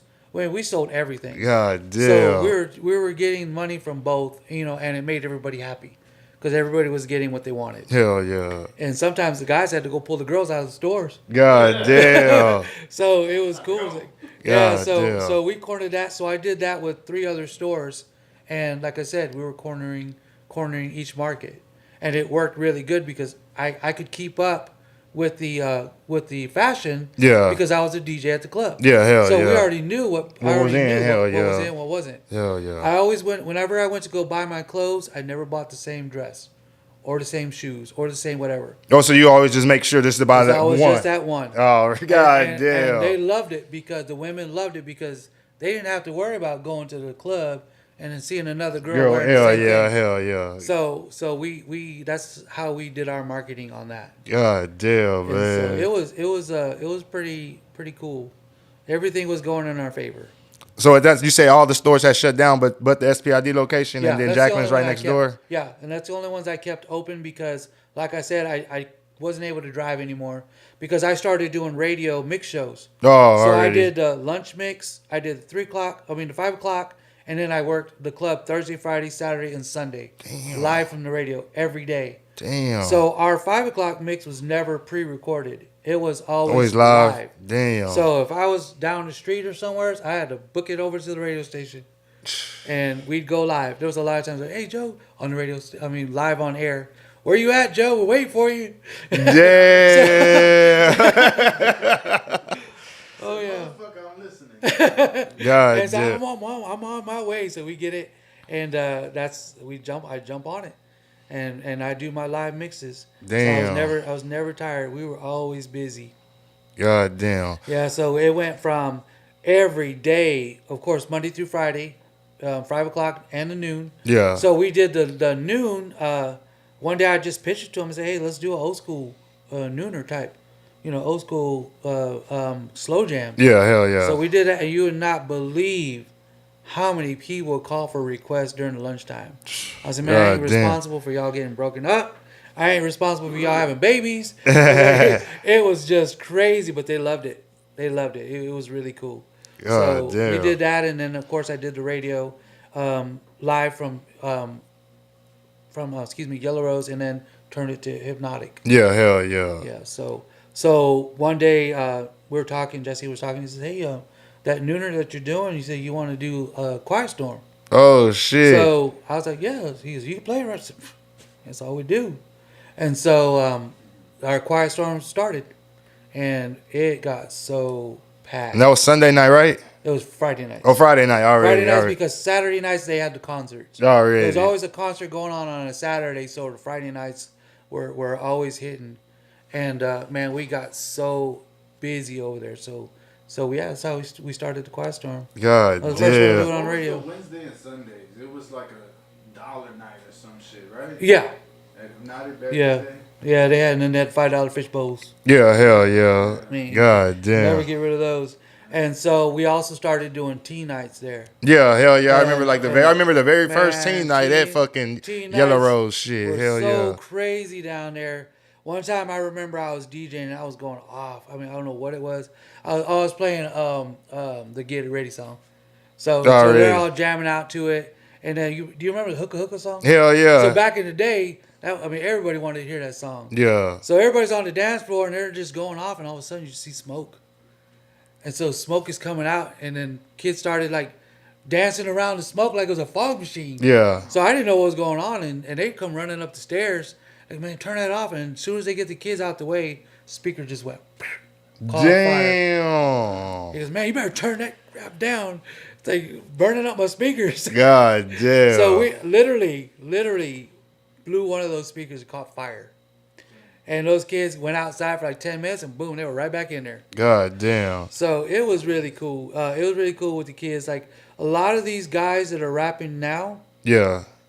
are guys that were at the teen dance. Yeah, for sure, When sure. I was Shit. a I was kid. at the teen dance shit. Hell yeah, shit. And so when we started in Tequila Boom, just to go back a little bit. Yeah. When I worked with Carlos back in the day, I was playing like Jay-Z and like Memphis Bleak. And Yeah. we just mixing it up, top 40 Yeah, hell yeah. hip hop.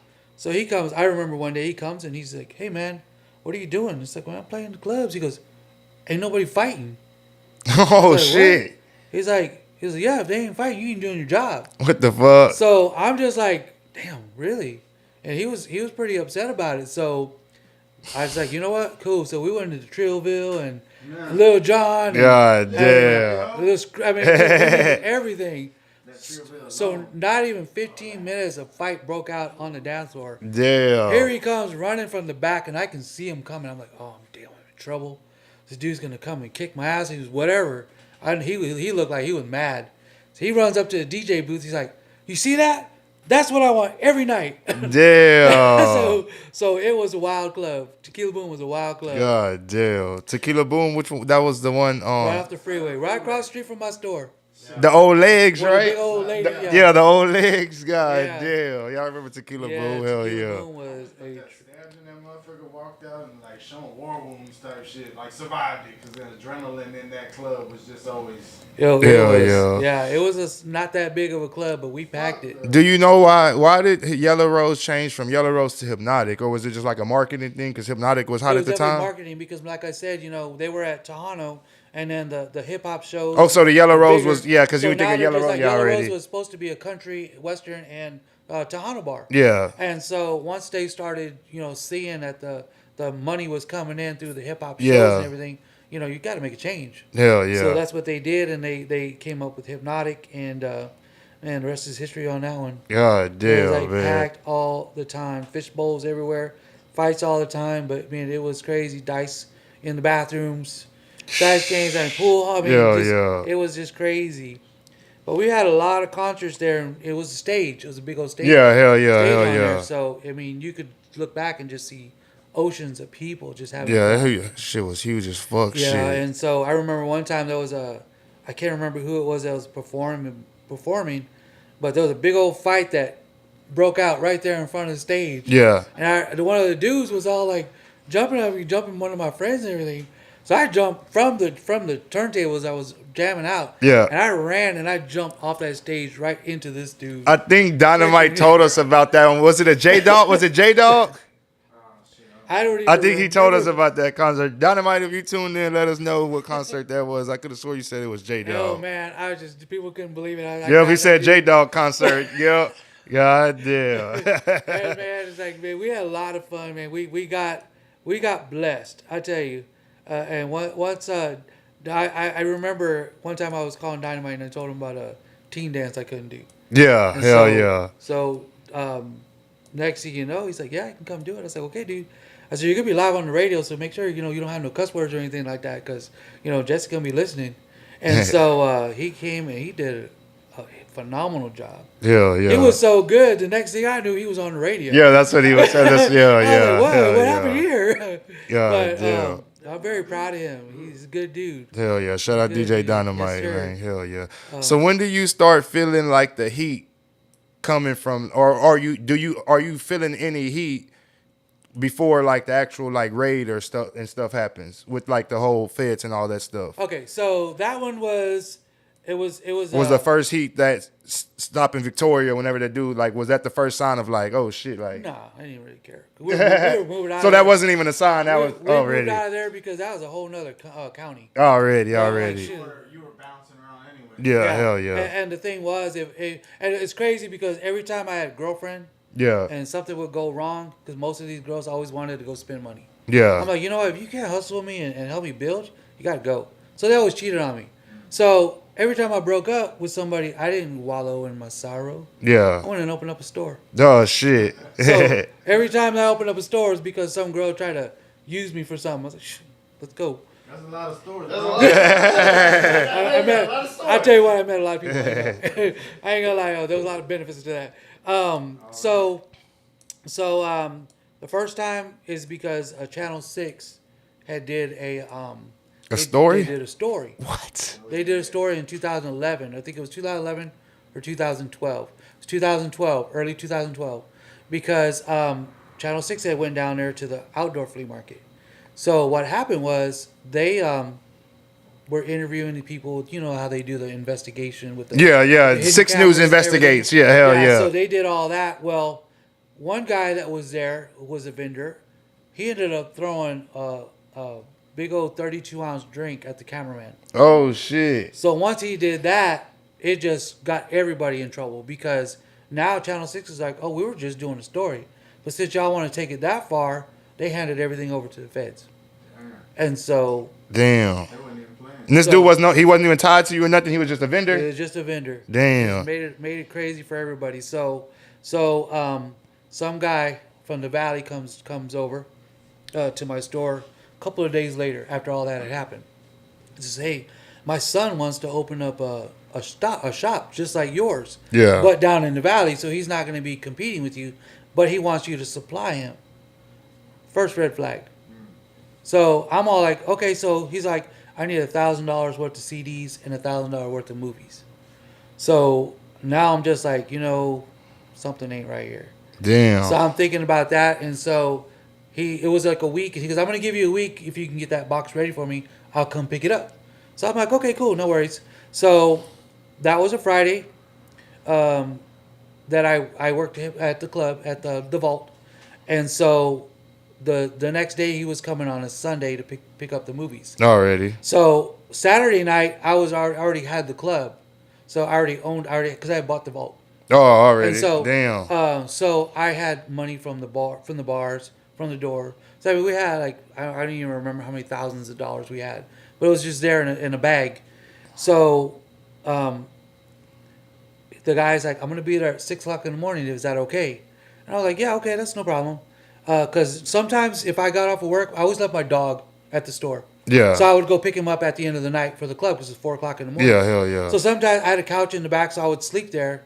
So 6 o'clock in the morning, here's somebody knocking at the door, and I'm just like, "Man, I ain't opening the door. I'm sleepy." So they started knocking harder, and then started knocking harder. My phone starts ringing. It's that guy wanting to pick up stuff. Yeah. Then he starts kicking the door. What the fuck? So I knew right away, right then and there. I already knew. So he walks in. I go and unlock the door. He goes. He walks in. He's like, "So do you have the $2,000 worth of stuff? The 1,000 for the movies, 1,000 for the." I said, "You know what?" I was like, "Really? I don't have it. I didn't make them. I didn't do them because really, I just don't have the money for the blanks. I told him I didn't have money for supplies. And so right after that, he whips out his badge, drops it out. He goes, "You know why I'm here, right?" I said, "It's all good." So as soon as he said that, I think 45, 50 agents come in. And you're talking about sheriffs, the city, constables, undercover, Yeah. DEA, I mean, Homeland Security. Everybody came. So they put their handcuffs on me, sat me down in the chair, they let me have my dog, and they're going through everything. They're questioning me about this, and this, and like, who's your supplier, and blah, blah, blah. I told them the same thing. I said, I go to the flea market, and I get a copy, and I burn it. I was like, that's it. There's nothing else to tell. Yeah. And so after about hour and a half, they're all like, "Hey, we can make this a lot easier for you because we know that you're always in the community. You're always feeding the homeless. You're always feeding the dogs." I said, "No, dude, so just give me my, whatever you're gonna do to me, just do it. Yeah. You're gonna arrest me, go ahead and arrest me." And so they went through my whole entire store. Damn. Yeah, they tore up everything. Went to my house, went next door. The only thing they couldn't take was my Escalade because my Escalade was still in Jesse's name because I had bought the Escalade from the radio station. Yeah. And so when that happened, they were there for about 2 or 3 hours. And of course, the flea market is open by now. So everybody's driving by. They see Damn. all these cop cars everywhere. And they knew exactly what happened. And so about an hour and a half, 2 hours, the feds were there. And then all of a sudden they just turned around, took the handcuffs off me, gave me a card, said we'll be in touch. What the fuck? And they just left. Didn't say nothing. They took it. They took shit. Took boxes of They shit. took all the boxes of the movies and my computers, my all my blanks, my Towers. everything. They went through my truck, got everything out of there. Went to my house, got everything out of there. Went to the other place, got everything out of there. I had a storage unit. They went through all that stuff. Damn. So they have been watching you. Yeah, they were watching me for like I think 3 months. Damn. And it was crazy because once they did that, I'm all like, okay, so what's next? And they're like, we'll be in touch. I didn't hear from them for almost 6 months. And then all of a sudden, they call me and say, hey, where are you at? I was like, well, I'm with my dog. I was in, where was I? In Goliad. Because I was going to open the store in Goliad. Oh shit. And no girlfriend this time. But I was going to open a store in Goliad. And Still doing the same shit even with you were gonna just buy new towers or you were just gonna do real? No, I was just doing real stuff. Already. Yeah, I was doing real CDs. Already. And so I figured, I said, well, if they're going to come back, they're going to come back, whatever. So that's when they arrested me. They arrested me like that many months later. In Goliad? No, I had to drive back to Corpus. Oh shit. See, the first thing I asked him, because he asked me if I was with anybody, I said, well, it's just me and my dog. And so it was a Homeland Security guy. And so he's all like, well, we just need to know what you're going to do. Are you going to run? And then when he said that, I said, what am I going to run for? He was movies. So I'm sitting here in the back of my mind saying, what, $5,000 fine? Yeah, hell Probation. yeah. Hell yeah. So I was like, it's all good. I was like, no, it's like, Did they like freeze all your assets and shit Yeah. like too? Oh, already, damn. yeah. And so so he told me right away, he goes, I'm just going to be honest with you. I said, you're going to be arrested once we see you. It's like, so if you have your dog with you, the pound's going to come and take him. So they let me take my dog to my brother's house, and they arrested me. Damn. So they took me to TDC, and they gave me a shock overnight. And so I went there, went to the county. I stayed a night there, and then they let me go again. Damn. And I was just like, what the hell are these guys doing? No ankle monitor or No, nothing? nothing. Yeah, just didn't say nothing. Just says, we'll be in touch again. So finally And they released you from the county? Yeah. Damn. So then I was like, and so I was like, of course, following Facebook, and I was watching the other guys that got arrested because everybody at the flea market got arrested the same day. Oh shit. They got everybody. Damn. That week, somebody got busted in front of Tinseltown. Tinseltown, yeah. Shit, and the camera. And the camera with the camera and everything. Yeah. Yep. Yeah. Crazy week. Yeah, and so when that happened, they busted the people in the flea market, and so we were waiting for court dates. So I think another 3 months after that, that's when we got our court dates. We went there. They tried us all at the same time. It was crazy. Oh, so y'all didn't have separate trials? No, we were all at the same time. That's because I was gonna say the news kind of made it seem like y'all were a crime ring. That's what I'm saying. So who Well, was? see, that's what they tried to Was get it us just on. were those like just like your employees that you had? No, That- they were No, just people, somebody else random selling people that were selling. Oh, so you were in this by yourself? I was in it by myself. Damn, he's freaks right. They did make it seem. I always thought there was like 2 women and another dude that were like part of your team or some shit. They tried to make it because they tried to get me with RICO. They tried to get me with human trafficking. They tried to get me with money laundering. And there was another charge. I can't remember what it was because we're so close to the border. Yeah. They tied everything together. They could only make copyright infringement stick. Damn. So that happened. And then when we went to court, I was the last one. So the guy from Homeland Security comes after everybody got sentenced. Everybody got sentenced to a year and a half, except for the guy that threw the drink. The guy that threw the drink at the camera person, he got 2.5 years Oh shit. because of that. Yeah. And so they sent me to Beaumont. But before I got sentenced, Did you take it to trial or you accepted the plea deal? No, I accepted it. Already. I mean, I'm not guilty. Already. I didn't even plead no because everybody completed. Everybody said that it was like no contest or they plead not guilty. I said I'm guilty. What? Yeah, hell How yeah. can you not say I'm not guilty? Hell I yeah. said, like, to me, I was like, let's just get this over with. Already. So I I'm feel like, you. I'm guilty. Give me my time. Blah, Hell blah, blah. yeah. Hell yeah. So we went to court. Homeland Security comes up to me and says, "Do you want to talk about anything?" And I'm like, "No, I don't want to talk about nothing." He's like, "Are you sure?" I said, "Because we can make this real easy for you." I'm like, "No, I need just give my time." So they sentenced me to a year and a half, and I went to Beaumont prison, and but they sentenced me. The day they sentenced me was August 12th. No, August 12th when I got raided. yeah. So they sentenced me a whole 6 months. I had to wait to turn myself in. Damn. So I got sentenced. I started my time September the 17th of 2014. So And y'all were in the that was- feds, right? You were in Yeah, the feds? we was in the Damn. feds, yeah. God damn. Yeah, we were in the feds, and I'll tell you one. I'll give y'all a piece of advice, a free piece of advice. Not to say I want anybody to go to jail, but if they ever go to prison or jail, don't ever take a hazmat class. A hazmat? Ever. Don't ever take a hazmat class. I took a hazmat class. I passed it. First person got killed in the maximum security. Guess who had to go clean the blood? Oh, man. So don't ever do that. So it was going down in the maximum security Man, facility? You got sent to a maximum security facility? No. We were at the satellite. Ended up at the low, and but every time there was a lockdown, we were the ones that had to go and Oh, we had to shit. do all the brown bags. God So damn. we had to go do all their lunch and stuff like that. And so there was this one guy, and he was packing lunches, and he had an extra slice of bologna. Damn. And some dude come running and said, "Don't you ever do that, man."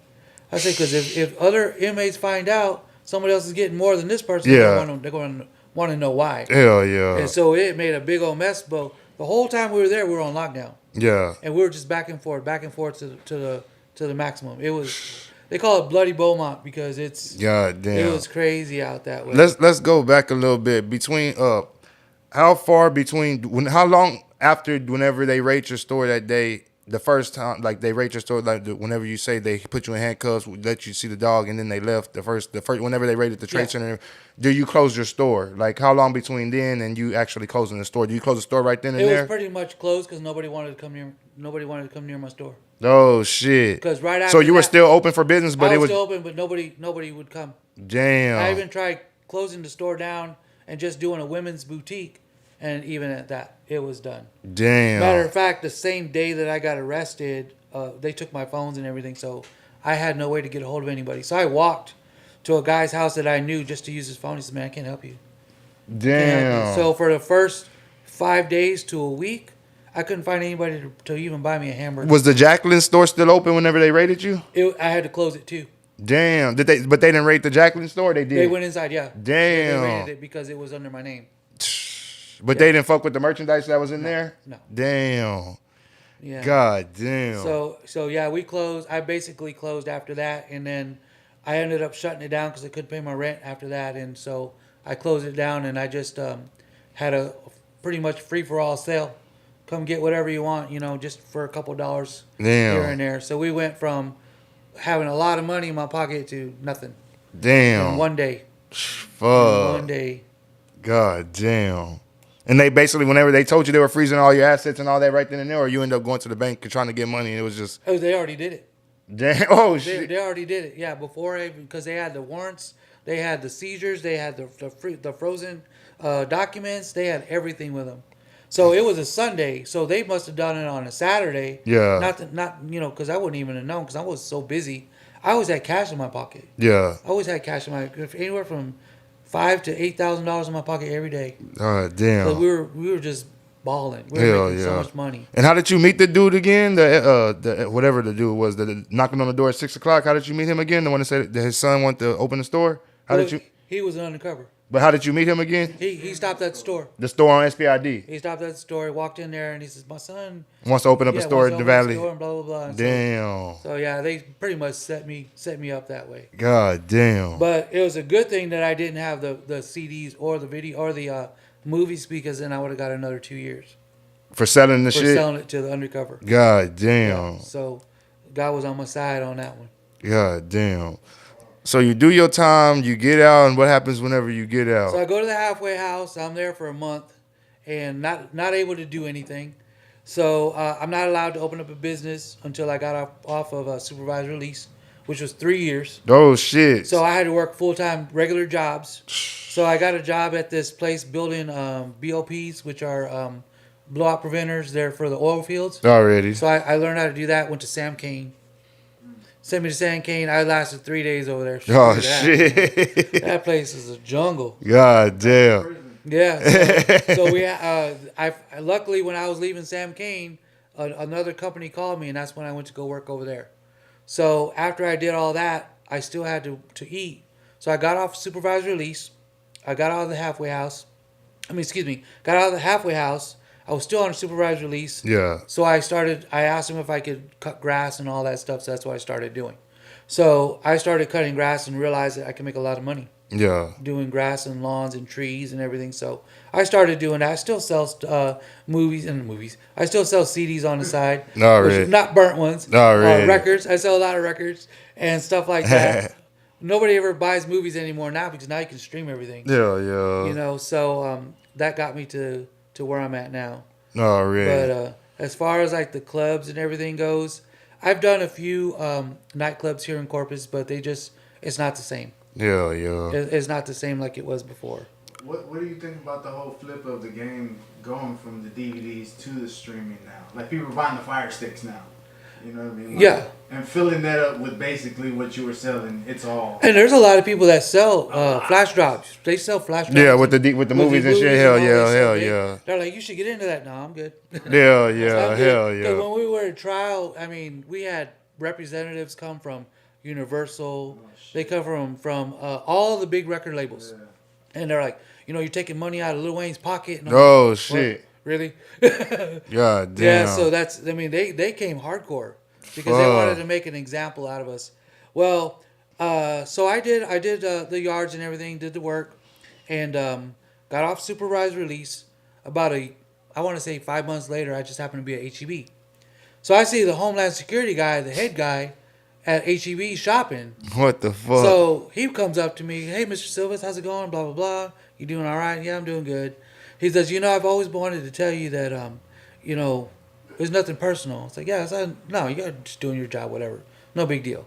He says, "But I also want to let you know that all that stuff was a training operation." Was a what? A training operation. What the fuck? So they were training their rookies how to do raids, so they picked on us, the little guys, man. just to ruin our lives, just so they can get grants for the next year. God damn. Because right after that, they never busted anybody else for the movies. God So damn. they ruined our lives for nothing. For nothing. Who got popped first? Was it y'all or DJ Drama now? It was. I think they got popped first. Already. So we knew a lot of stuff was going on. But me, like I said, I was just like, what are we gonna do? Did you just think you were not that big in the game to where you would be on the Fed's radar? Yeah, not at all. So you didn't think you were that big in the game? No, we had sheriffs come in our store buying stuff. I mean, these are regular constables. Yeah. They come in uniform Buying shit. and and they were cool with it. God And they damn. were, I'd take them to their house, so I knew they weren't on to me because Yeah. or they weren't trying to surveil me because hell, I was going to their house. God damn. I'd pull up all this stuff like that. So I mean, it was cool. It was cool, but up until one guy showed up, Damn. and so it was all a training operation. So all my stuff got shut down. They shut down the vault, Club Cielo. I was just getting ready to buy Club Cielo, Damn. and so I was just getting ready to buy the building I was in. So we were doing really well, and then all of a sudden, it was crazy. I'm going to tell y'all this is nuts. To get you always got to be careful what you wish for, and never take those words lightly. Because I remember, I was sitting on my Escalade. I was sitting on the hood. Some guy, which was just a local guy, and a lot of people used to come to my store just to talk. Yeah. And so we would just hang out, talk, and blah blah blah. So he was telling me, man, you living a good life. You're doing this, and this, and how do you do it? How do you feel? I said, I'm the same person as I was when I was poor, when I was homeless. I'm still going to be the same person. I try to stay as humble as possible. Matter of fact, the words that I'll never forget was me telling him, if I lost to today, I'd still be the same person. 2 days later, I lost everything. Damn. 2 days later, that's when I got raided. God I'll never forget damn. that conversation. And to be honest with you, when they came in the store and he pulled out his badge, it felt like a whole weight was just lifted off my shoulders. Damn. They didn't go after like none of your employees or nothing like that. They didn't wanted to. Oh shit. My son and then another girl, we'll call her Melissa. Already. Miss Melissa, and they wanted to get us all on RICO because they wanted me to give them information on somebody. And I said, no, it's like, I'm not going to do it, but don't take my son. I said, or them, because they don't know. He said, yeah, but they're grown people and blah, blah, blah. So I basically begged them not to Arrest them. Damn. And they did it. But I think it was a scare tactic to try to get me to flip on and give them. Hell yeah, that they were gonna fucking take them. Like, Hell no, yeah. He was like, give me my time. Well, they wanted you to like flip on like the fucking plugs from like Houston and shit, or like some local people type shit. Anybody here. Oh, just anybody. Anybody. Oh They didn't care who it shit, was. just anybody. What Anybody. the fuck? They did not care. Damn. And they, I'd say it's probably because you had a lot of locals on your shelf too. yeah. Yeah. Yeah, and they figured most of my customers either smoked or sold. or did or whatever. So God they damn. knew that. So they were like, hey, you probably smoke too, or you probably do this, or you're probably dealing in the back. Yeah. And that's what they thought. So they thought that I was gonna rat somebody out, but no. God Time for damn. all Hell yeah. Shit, I grew up knowing what it's like. Shit, just keep your mouth shut. Hell yeah. So when do you jump into like the resale business? So I've always done resale. Already. Even back when before I even had my first store, I was selling records. I was selling collectible toys. Oh, okay, Because, okay. back in the day, we were very poor. We hardly had anything. But when our friends would have their Atari or the GI Joes or Hot Wheels or whatever, Yeah. we always got to play with it, but we never got to keep it. Hell yeah. So to me, all those are memories. So I started collecting, and then people started wanting to buy, so I started selling, and so that's what I do now. I buy and sell. Hell yeah. I buy and sell. I flip them. I do. I've been doing that for a long time, and Hot Wheels, believe it or not, sell good. Yeah, hell yeah. I see you posting the Hot Wheels and stuff I all have- the I time. have, Shit. Some Hot Wheels are worth like $3,000 for one. Damn. Yeah. Any of them in those mystery packs? I always tripped out on those. No, those are Blacked those. out windows. Yeah, no, those were just fantasy cars. Nothing good. Most of them were like the red lines, convention cars and stuff like that. Sell real well. Then I started cleaning houses so they can resell them for house flippers. Yeah. Excuse me. So every time I go and demo a house or clean out a house, I'm finding toys and old Barbies and old this and that. I started doing my research, and I'm like, wow, there's a lot of money here. So it went from that to collecting glass, lighters, you name it. I can sell anything. Hell yeah. I can sell anything. Shit, that's what's up. Hell yeah. God damn. Shit, y'all got any questions back there? Shit. Hell no, bro. I feel like I'm at a movie. I need popcorn. We haven't even scratched the surface on a lot of this craziness. Yeah, we probably definitely have to bring you back for, there's so for, much. for That round was like two. the Zero Shit. concert where somebody stole his chain. Oh, let's talk about that one Yeah. then. Shit. Let's talk about that one. I know you want to go that deep. Parking lot. And he would always drive that little van, Can't remember what it was, like a little caravan. Yeah, little caravan with the swingers on so, it. Yeah, he was driving that, and it was a big old fight. And I remember somebody grabbed his chain, took off, and he couldn't find it. It was nuts. Jesse would get into the owner of the radio station. He would get into the fights. God It damn. was nuts. It was nuts. God We had damn. Game come, and Game slapped one of these people just because they took a picture of him. Slap the He fan? slapped one of the fans because the fan was behind him trying to take a picture, and pow, God straight to the ground. damn. Big old fight. What's some of the local artists that you remember for some of these shows? Maybe as an opener or something. So like I said, we used to do the spring break concerts, and we would give any locals a chance to do it. So, Those the bomb beach so- bashes? yeah. Yeah, hell yeah. I remember those. Hell so, yeah. So I would like people that would come in my stores, and I'd be like, you guys want to perform? You good enough to perform? So I would turn on Michael White to a lot of the shows. Cedric, Paper Chase. Already. Paper Chase and his crew, they would open up, and we would it just didn't matter who it was, as long as they wanted to come and do the shows, we didn't charge them. Damn. Just come on in, do your thing, get some recognition, pass out CDs. You can have a little booth over there in the corner selling CDs. Damn. We would do that for anybody that come in. Matter of fact, we had our windows were full of nothing but locals. And so once somebody brought in a CD, I said, "Where's your poster?" Put it on the door. I mean, it was always about networking and helping these guys out. God damn. Hell yeah. Mr. Green Eyes, Already. we had his CDs in there. They sold really well. That's actually how I was initially introduced to him. I'll say by seeing him on your show. Really? Yeah, I didn't know him from the streets or nothing like that. I didn't meet him till like 5, 6, 7 years later, maybe. Yeah, cool dude, man. Hustler. Yeah. Hustler, yeah.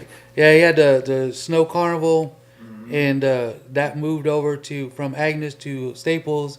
And Yeah. he got the Red Boat. Hell And, yeah. if you guys haven't been there, eat his food. Oh my gosh, it's good. Thing we were trying to ask, did the digital's like sales and the way it transitioned to digital, did that affect you, or did y'all kind of like phase out like right before like that whole wave came?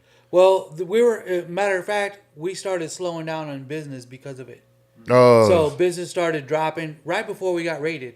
We were already starting to slow down. oh Matter shit. of fact, I was already ready to shift, to get away from all that because it wasn't working, because you had like the power of the internet, and then you had same thing. People were copying this CD, so everybody started selling. Yeah, hell So yeah. it started going downhill, and so we started doing that, and then the digital came along, and so now everybody's on these platforms trying to sell and everything. And I tell people, like, you know what, you still can't lose that hustle of the street. Yep, hell You know, yeah, hell yeah. The thing is, a lot of these guys, they'll wait, and they'll wait for their show. So it's more than just a show, Yep, and a lot of people like those hard copy CDs. yep, up hell until yeah, today. hell yeah, they do. So I tell a lot of people are like, well, I'm streaming on Spotify, or I'm streaming on this, and Apple Music I and got all that, Apple yeah, Music, hell and I yeah. got YouTube, or whatever it is, Yeah. whatever it is they're doing.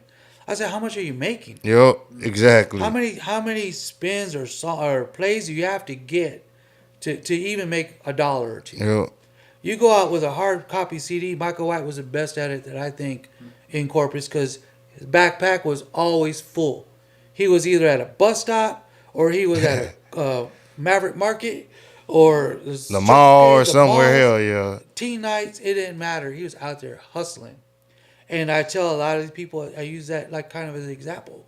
I say, don't forget, up until today, I would suggest that people make hard copy CDs. Yep, merchandise, all that type Because, shit. Hell yeah. your merch. People are like, well, I got T-shirts, I got this. I say, yeah, but, you can wear a T-shirt. Most people buy it because of your friends. and you got to go out there and catch other people, too. Hell yeah, You know? exactly. People are going to buy a shirt from you, and what are they going to do? Wear it and then forget about it. Yep. You got a CD, they may listen to it, they may not. But, like I said, if you're streaming online, you have to have all these plays just to get some money. 1,500 streams just to equal one album sale. That's We ridiculous. just saw that shit the other day. Yo, 1,500 is streams equal ridiculous. one album sale. Now you can go and take one CD And make sell $10. sell it to somebody stranger for $10. Hell yeah. Boom, just like that. Not Hell even yeah. 5 minutes. Yeah, hell yeah. And that's Facts. why I tell them, would you rather have $10 or would you have stream forever just to make $1? Yo. And so never lose that power of that CD because you can still make a lot of money doing it. Hell yeah. You know, so I encourage people to don't leave that out of the mix. Do you ever have like dreams or thoughts of opening up another music store? Or it's kind of phased away? I don't know what you're talking about. Nah, shit. Who you been talking to? Already. Homeland Security? Well, the Bomb Records has never left. Already. I still sell a lot of albums and vinyl online. Okay, already. So Hell we're still there. Just like an online presence already. Yeah, we're still there. We don't have the physical name Bomb Records, but everybody knows it. Yeah, hell yeah. I still have a Facebook page that I revamp every once in a while. I'll go live or whatever, but you can count on that. Hell You yeah. can count on something coming. Already. How you feel about like this kind of shit, like the podcast Love it. movement towards? I love it. Yeah. I think it's. I have a lot of goals besides just selling records and music. Yeah. I want to do entrepreneur type, podcast. Yeah, hell yeah. Because we're doing like a ties for tomorrow, which is basically we get all these ties and then we get people together. We try to teach them how to be an entrepreneur. Already. And then if most people don't know how to go to an interview, so what we're trying to do is teach them how to do interviews. Same time, they don't have the clothes to wear. Yeah, and show them how to. So Yeah. we get the clothes, we show them how to dress, show them how to present themselves, and tell them do not bow down to these employers. You're in control. You can't let them control the interviews, Hell yeah. and you will make more money, and you will get the job that you love instead of the job you hate. Because most people will go into a interview, and the first thing the interviewer says is, "We're only paying $7.25 an hour." Okay, I'll take it, just to get the job. And they think they're going to build up later on, but that never happens. So we're trying to teach people to go and start their own businesses. Yeah. Especially in the poor communities, because we see it's all being run down. Nobody's helping out. There's too many handouts instead of hand ups, and that's what we want to do. For sure. Yeah. That's dope, bro. Well, shit. I'm sure we'd be more than glad to help you out whatever you need. Yeah, appreciate Hell that. yeah. For sure. You always helping us out with the fucking shit we got going on. So definitely appreciate you with that. Oh with yeah, the like I said, I'm Hell always yeah. there whenever you need anything, lights, sound, whatever you need. I'm there to help you guys out, because I love what y'all are doing, and also it keeps me in the loop of what's going on too. Because I'm older, but that doesn't mean I don't have connections, or I tell a lot of these people, Hell yeah. and I tell a lot of these rappers and stuff, and a lot of these newer artists and everything. I said, you gotta, some people will say, well, you're old school, you need to stay old school. You just keep that in the past. It's like, everybody learns from the past. Hell You yeah. know? And then you're gonna make mistakes, and then you're gonna teach the person that's coming behind you. Hell You know? yeah. And so, and then they talk about the music. I'm like, every time I go to a club, y'all are playing the same music that I was breaking back in the day. Hell yeah. Because it's crazy that a lot of the old music still gets rotation in all these nightclubs. Yo. So it's never died. All I can say is I played that stuff first. Hell yeah, for sure, Is man. there a record maybe that you had that was one of those? Like, say somebody came to town, you got to play 50's record before anybody type Oh of yeah, shit, or all the time. no shit. Yeah, Pete Pablo. Yeah. We got to play with 50 Cent, of course. When he was coming through. Big Tuck. Oh shit. Zero, Trey. I mean, these guys, they were more easier to work with because of the fact that I had a radio show, record show. I mean, a mix show. Already. And so I was playing their music, during my mix shows, so it all evened out.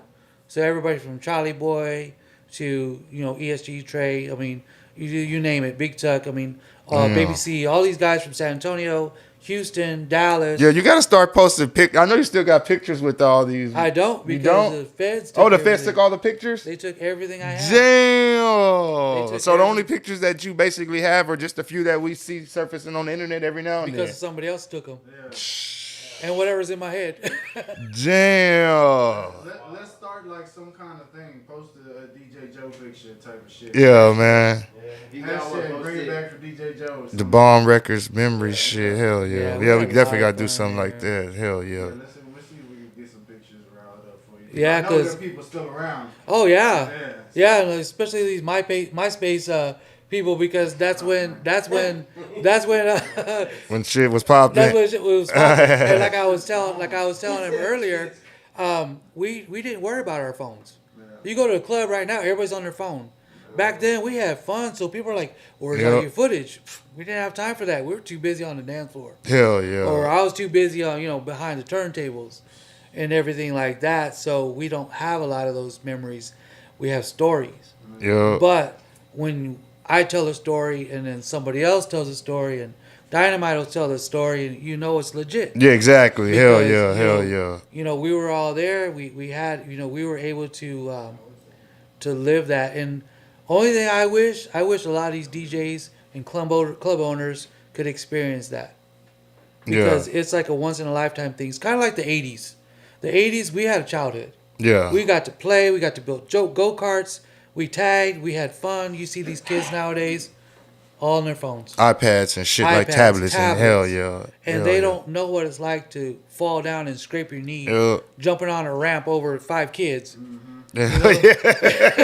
'Cause Hell yeah. And so to me, I'm trying to bring that also to the youth, to where they go out and play, and they go out and ride bikes, or they want to do breakdancing crews and stuff like that. Hell we did the yeah. art walk, and they were supposed to have breakdancers. I don't know if they even not the art walk, the music fest. Yeah, This yeah, past yeah, Friday? yeah. Last month? No, this past weekend. Yeah, they were supposed to have breakdancing and graffiti out there. I saw the graffiti. I ain't see the breakdancing. That's where we were at. Yeah, I was right there. Breakdancers were actually where we were at too, but they were there before us. Oh, okay, okay. Yeah, I didn't get to see him because I was like, man, that's my childhood right there. Yeah. Oh, Well, really? Peanut.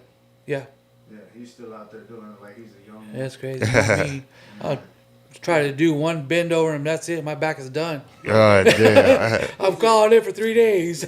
For sure, man. Yeah, and so the Bomb Records will always be around. It's something that I started, and it's like I said, when I started the name, the first thing that came to my mind was that's the bomb. This is the bomb. That's the bomb. So I would go hunt for records, like I was telling you. Yeah, hell Well, yeah. there was a guy in Houston.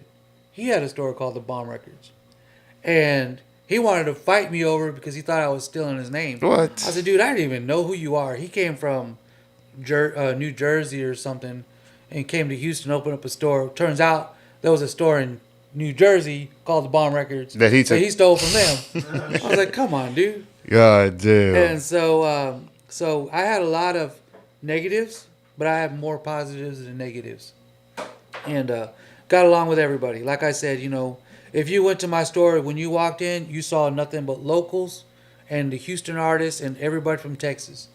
And then we had a signature wall, kind of like this.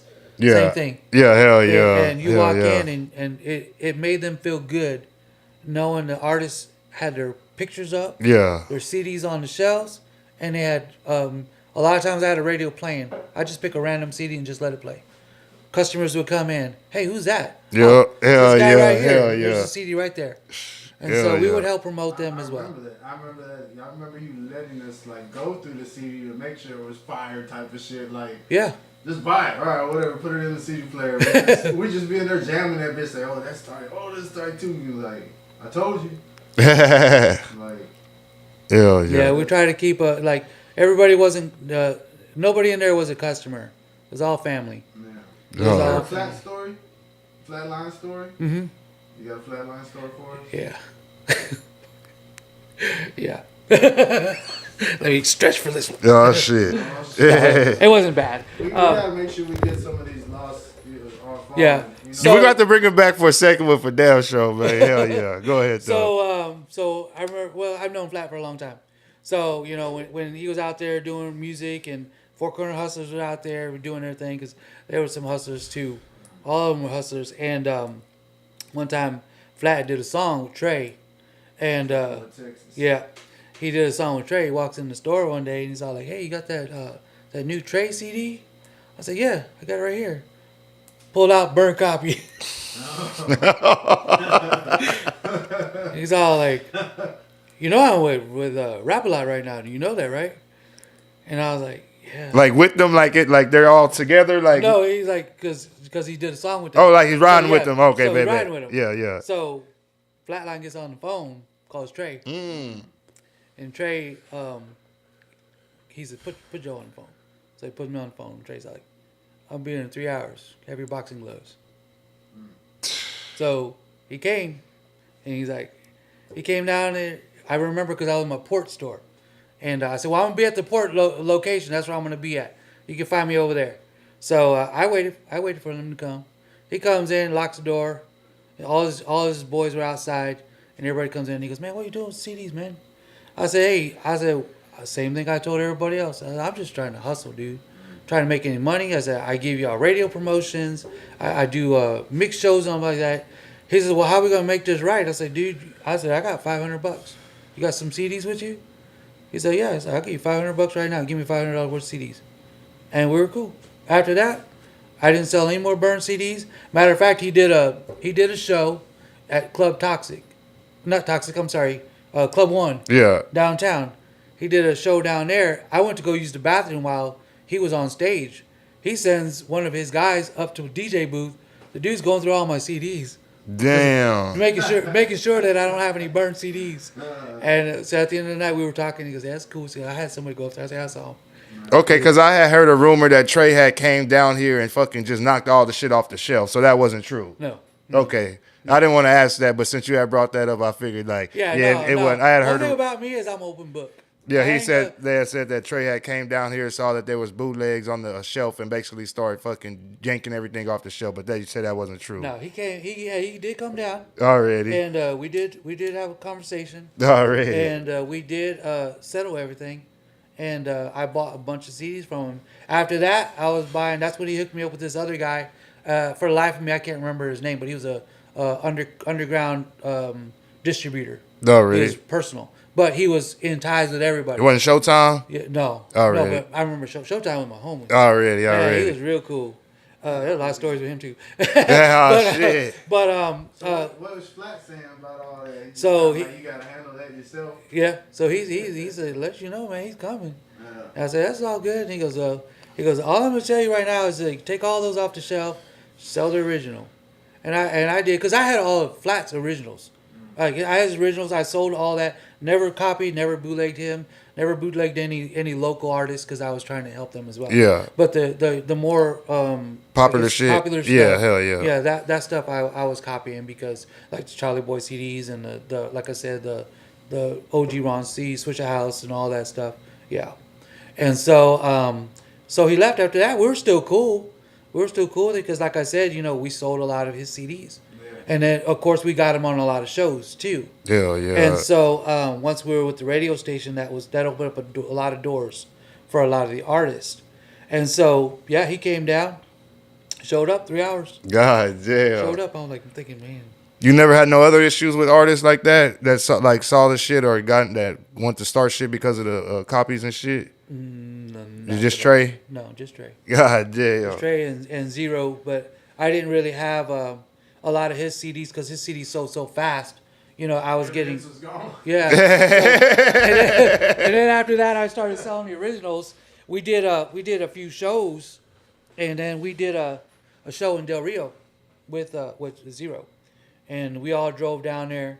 My Jesse, the owner of Hypnotic, took a caravan or I don't know. Yeah, was that the the mini tour that y'all had went on with Zero? Yeah. This guy, all the liquor, all the stuff. Yeah, that's what I was saying. But they had the catering license, so they were allowed to. Oh, to the catering license? Yeah, Okay, bet. Yeah, so we were doing a show down there, and there was a guy that had a record store like mine, and he was selling pre-sale tickets.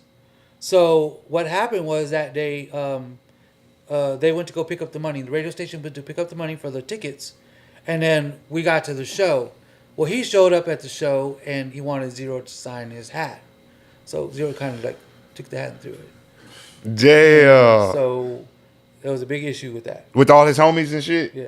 Damn. Yeah. So they wanted to cause issues. Yeah, At hell the end of the yeah. show, that Jesse had to step in between and say, "Hey man, let them make it, dude." It's like he didn't know. Well, it turns out that guy ended up being, part of the people on the other side of the border. Oh shit! Damn. So it was crazy, but yeah, all because of a autograph. God We didn't know damn. what to do, man. It was just Yeah, that's what they would say, that they had to like sneak Zero out the back door or some 20, shit. 20, 30, 40 cars. Yeah, yeah, that's what he's saying, that they were following y'all like out of Following all town the and way shit. out- Yeah, all the way hell out of yeah. town. God And damn. then, when you're in Del Rio and you're coming back, there's that long stretch of road. Yeah. Ain't nothing out there. God damn. So trust me, we were nervous, but man, that show went off. God damn. That show went off. We had some crazy times. God damn. But yeah, it was. I felt like, oh man, something really bad is about to happen. And when there's something, was it drama at the 50 Cent Master P show too? Did anybody say something about that, about Master P not wanting to go on first or some shit like that? Or was it a different show? It was the same thing. He wanted he wanted a headline because, I mean, he was bringing the whole family. Master P? Yeah. But 50 Cent had that hot ass song at the time or Yeah. some shit, yeah. The Wangster.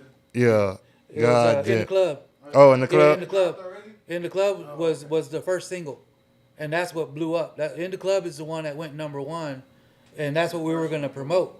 Yeah. And so the Ride or Die tour, that's when he did the show for free.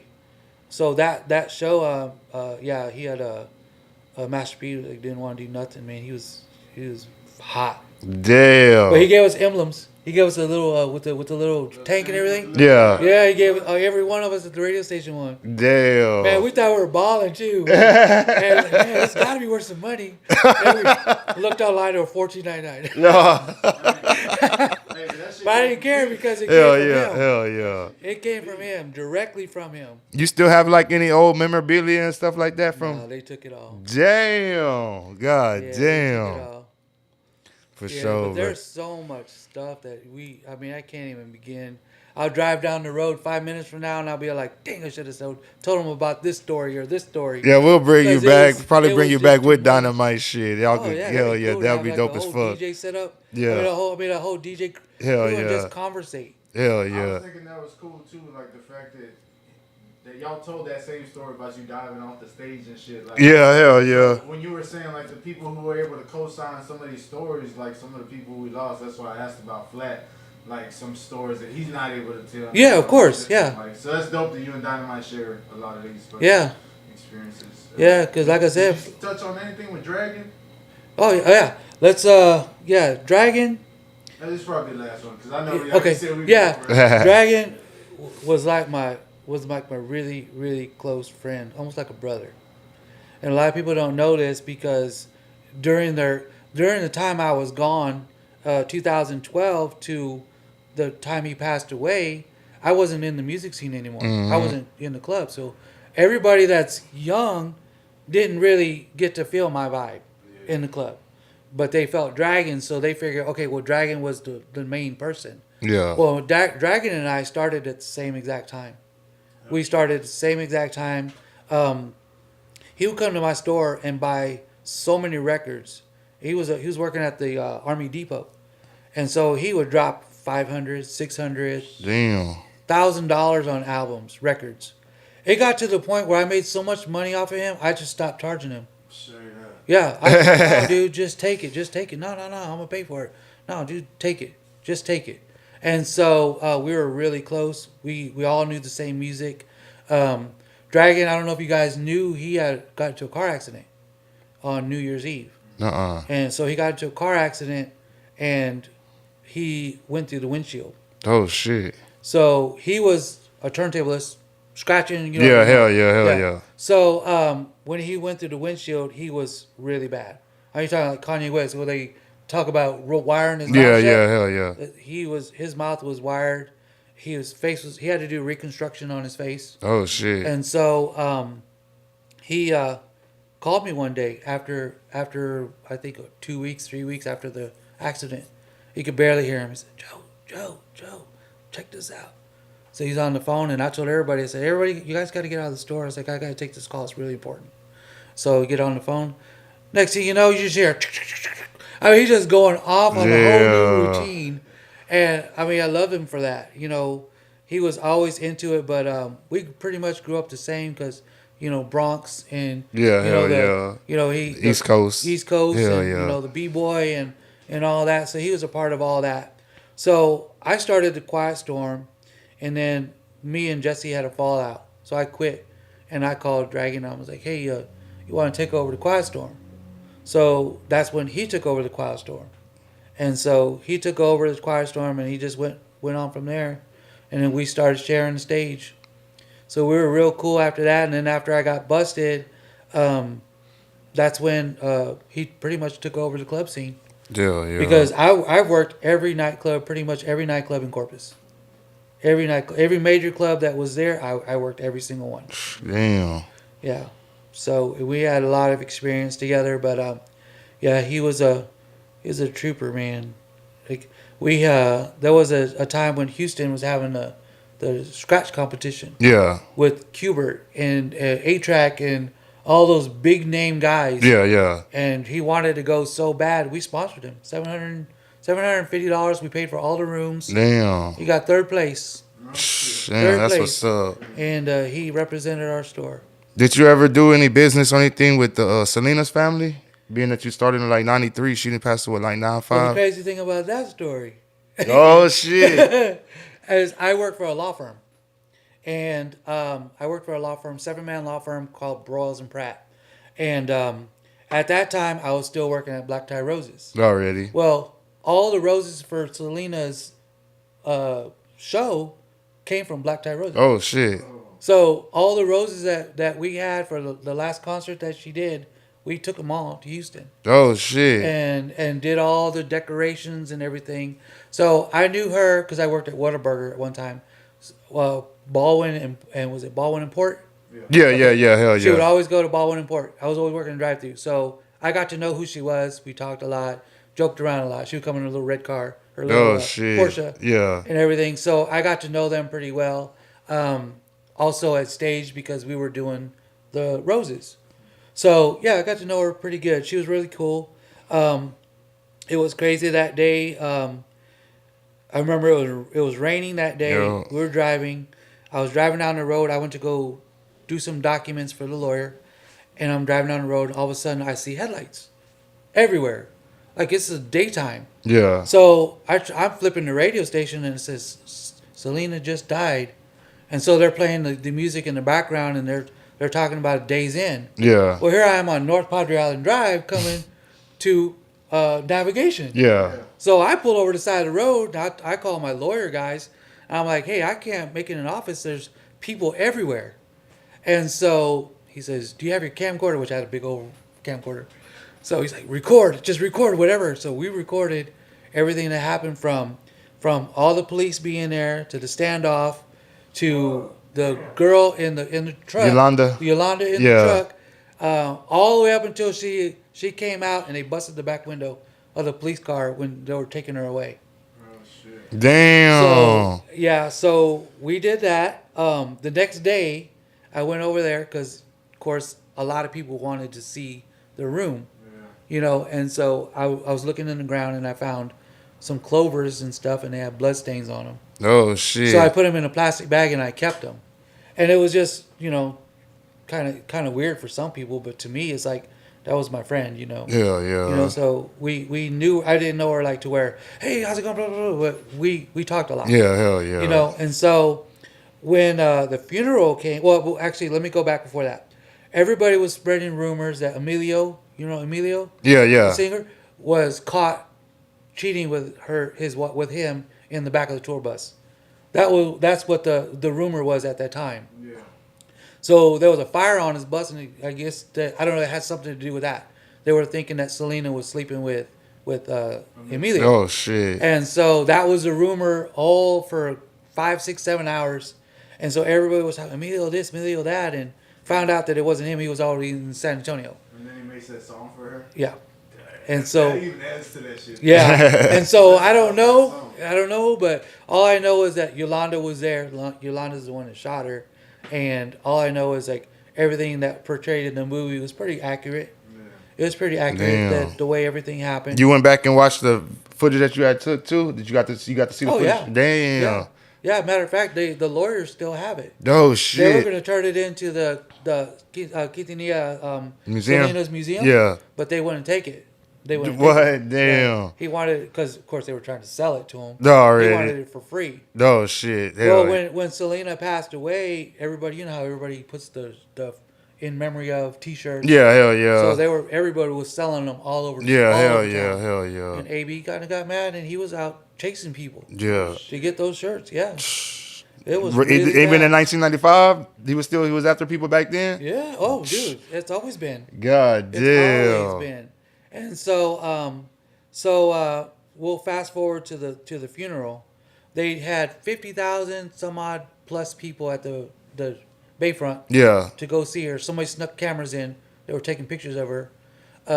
It also came out that the coroner was taking pictures of her laying on the table. It was horrible. Well, the rumors that I remember was that the coroner had sex with her when she was I dead heard and that shit. too, You but know I what I'm don't saying? know. Yeah, I don't. Yeah. That I couldn't confirm or deny. I don't know. Yeah, droopy conspiracy theory. And yeah. they had the public viewing. She got more people than Elvis to her viewing. And I remember I was telling them out there, I was showing them on it was after a podcast we had filmed. I remember how people were saying that she wasn't in the casket. Yeah. And they had to open They the were saying, casket. oh, Yeah, they they were had to saying that open she the wasn't in the casket. They So they had, absolutely had to do that. Yep. They didn't want to, but they did. yep.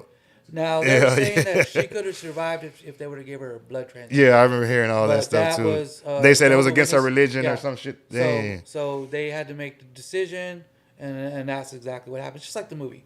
You know, I'm not trying to sugarcoat it or anything, Yeah. but that's exactly what happened. Spoiler alert. So, I know, don't watch the movie now. Hell So, yeah. I still got those copies too. yeah, so we were out there. When they were doing the hand picking for the actors. Oh for the movie. shit! Damn. So we were out there. They already had Jennifer Lopez as The as main- yeah, hell character. yeah. They already had the little girl for the little Selena. Selena. Yeah, hell yeah. But they still did the casting call, and it still brought people Like extras it and was shit like that. Yeah, promotions hell and, yeah. Hell and stuff yeah. like that. So we were out there. We did the candlelight visual. Yeah, and hell then, yeah. Damn. Then came the funeral. So the funeral, of course, was for at Seaside, and it was for public, not for public view. Yeah, yeah. So all the way around, of course, there was cars. Yeah, I everywhere. remember. Yeah, hell So yeah. it was for like not fans, but band members. Yeah, like hell yeah. the hell people that yeah. mattered. Yeah, and, hell and the yeah. family. So the very next day, we put 1,000 roses on her grave. Not even 30, 40 minutes later, every single rose was gone. Damn. Everybody was taking them. They were taking them, so they had to put up the fence, which is why the fence Oh is shit. there. There were footprints everywhere. I mean, we were just walking all over, and they put the fence up because of that. God damn. And it became a spectacle. Yep. There was people out there selling hot dogs and mini barbecue pits because so many people were going in there. It was just crazy, but Yeah. she was such a great person. Hell I'll never yeah. forget her. Damn, man. Yeah, we definitely got to bring you back for a part two, man. I just want to say, man, whenever I started this podcast, I started this podcast for people like you to come on and tell their stories, the OGs of this scene and the pioneers of the Corpus Christi, South Texas music scene and stuff like that. Like, so I definitely appreciate you coming on because this was the whole purpose of me creating this show was not even say give people like you platforms, but to give y'all platforms to tell y'all story if y'all were willing to tell y'all story. So I definitely appreciate you coming on, being an open book, telling us the whole rundown and everything, and definitely have to bring you back for part two, and I man. definitely appreciate y'all even giving me the opportunity. Eventually, I was gonna write a book, but I can write 6 books. Yeah, I can hell write 6 books yeah, and make 3 movies. hell yeah. But I also We gonna stream them for free. I was gonna say I definitely Just for you, Joe. I respect everything that you guys do as a team. Appreciate You you. guys are hand in hand, working together to make this possible. So Hell yeah. for me to even, have an opportunity to share, part of my life with other people and people that I know, people that I don't know. Yeah, hell I yeah. think it's very awesome, and I tell you, I'm gonna sleep good tonight because I'm very happy. I feel really good. Hell yeah. We So, definitely thank giving you y'all your so flowers for damn show, for damn show. And as far as DJing goes, I still have a mobile DJ service. I do weddings. And Already. quinceañeras Yeah, and drop stuff your like shit, shit. Hell yeah, Yeah. hell yeah.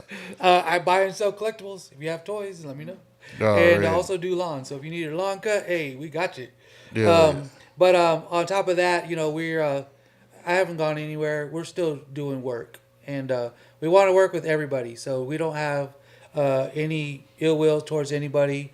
If if there's any advice I can give for anybody, whether it's an artist, a DJ, even an entrepreneur, just reach out and we'll be glad to, as a team, work together Hell to yeah. build a community. For sure.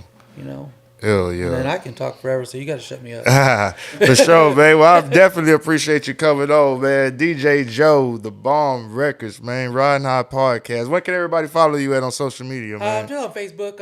I'm Joe Silvas because they wouldn't let me put DJ Joe on Facebook for some reason.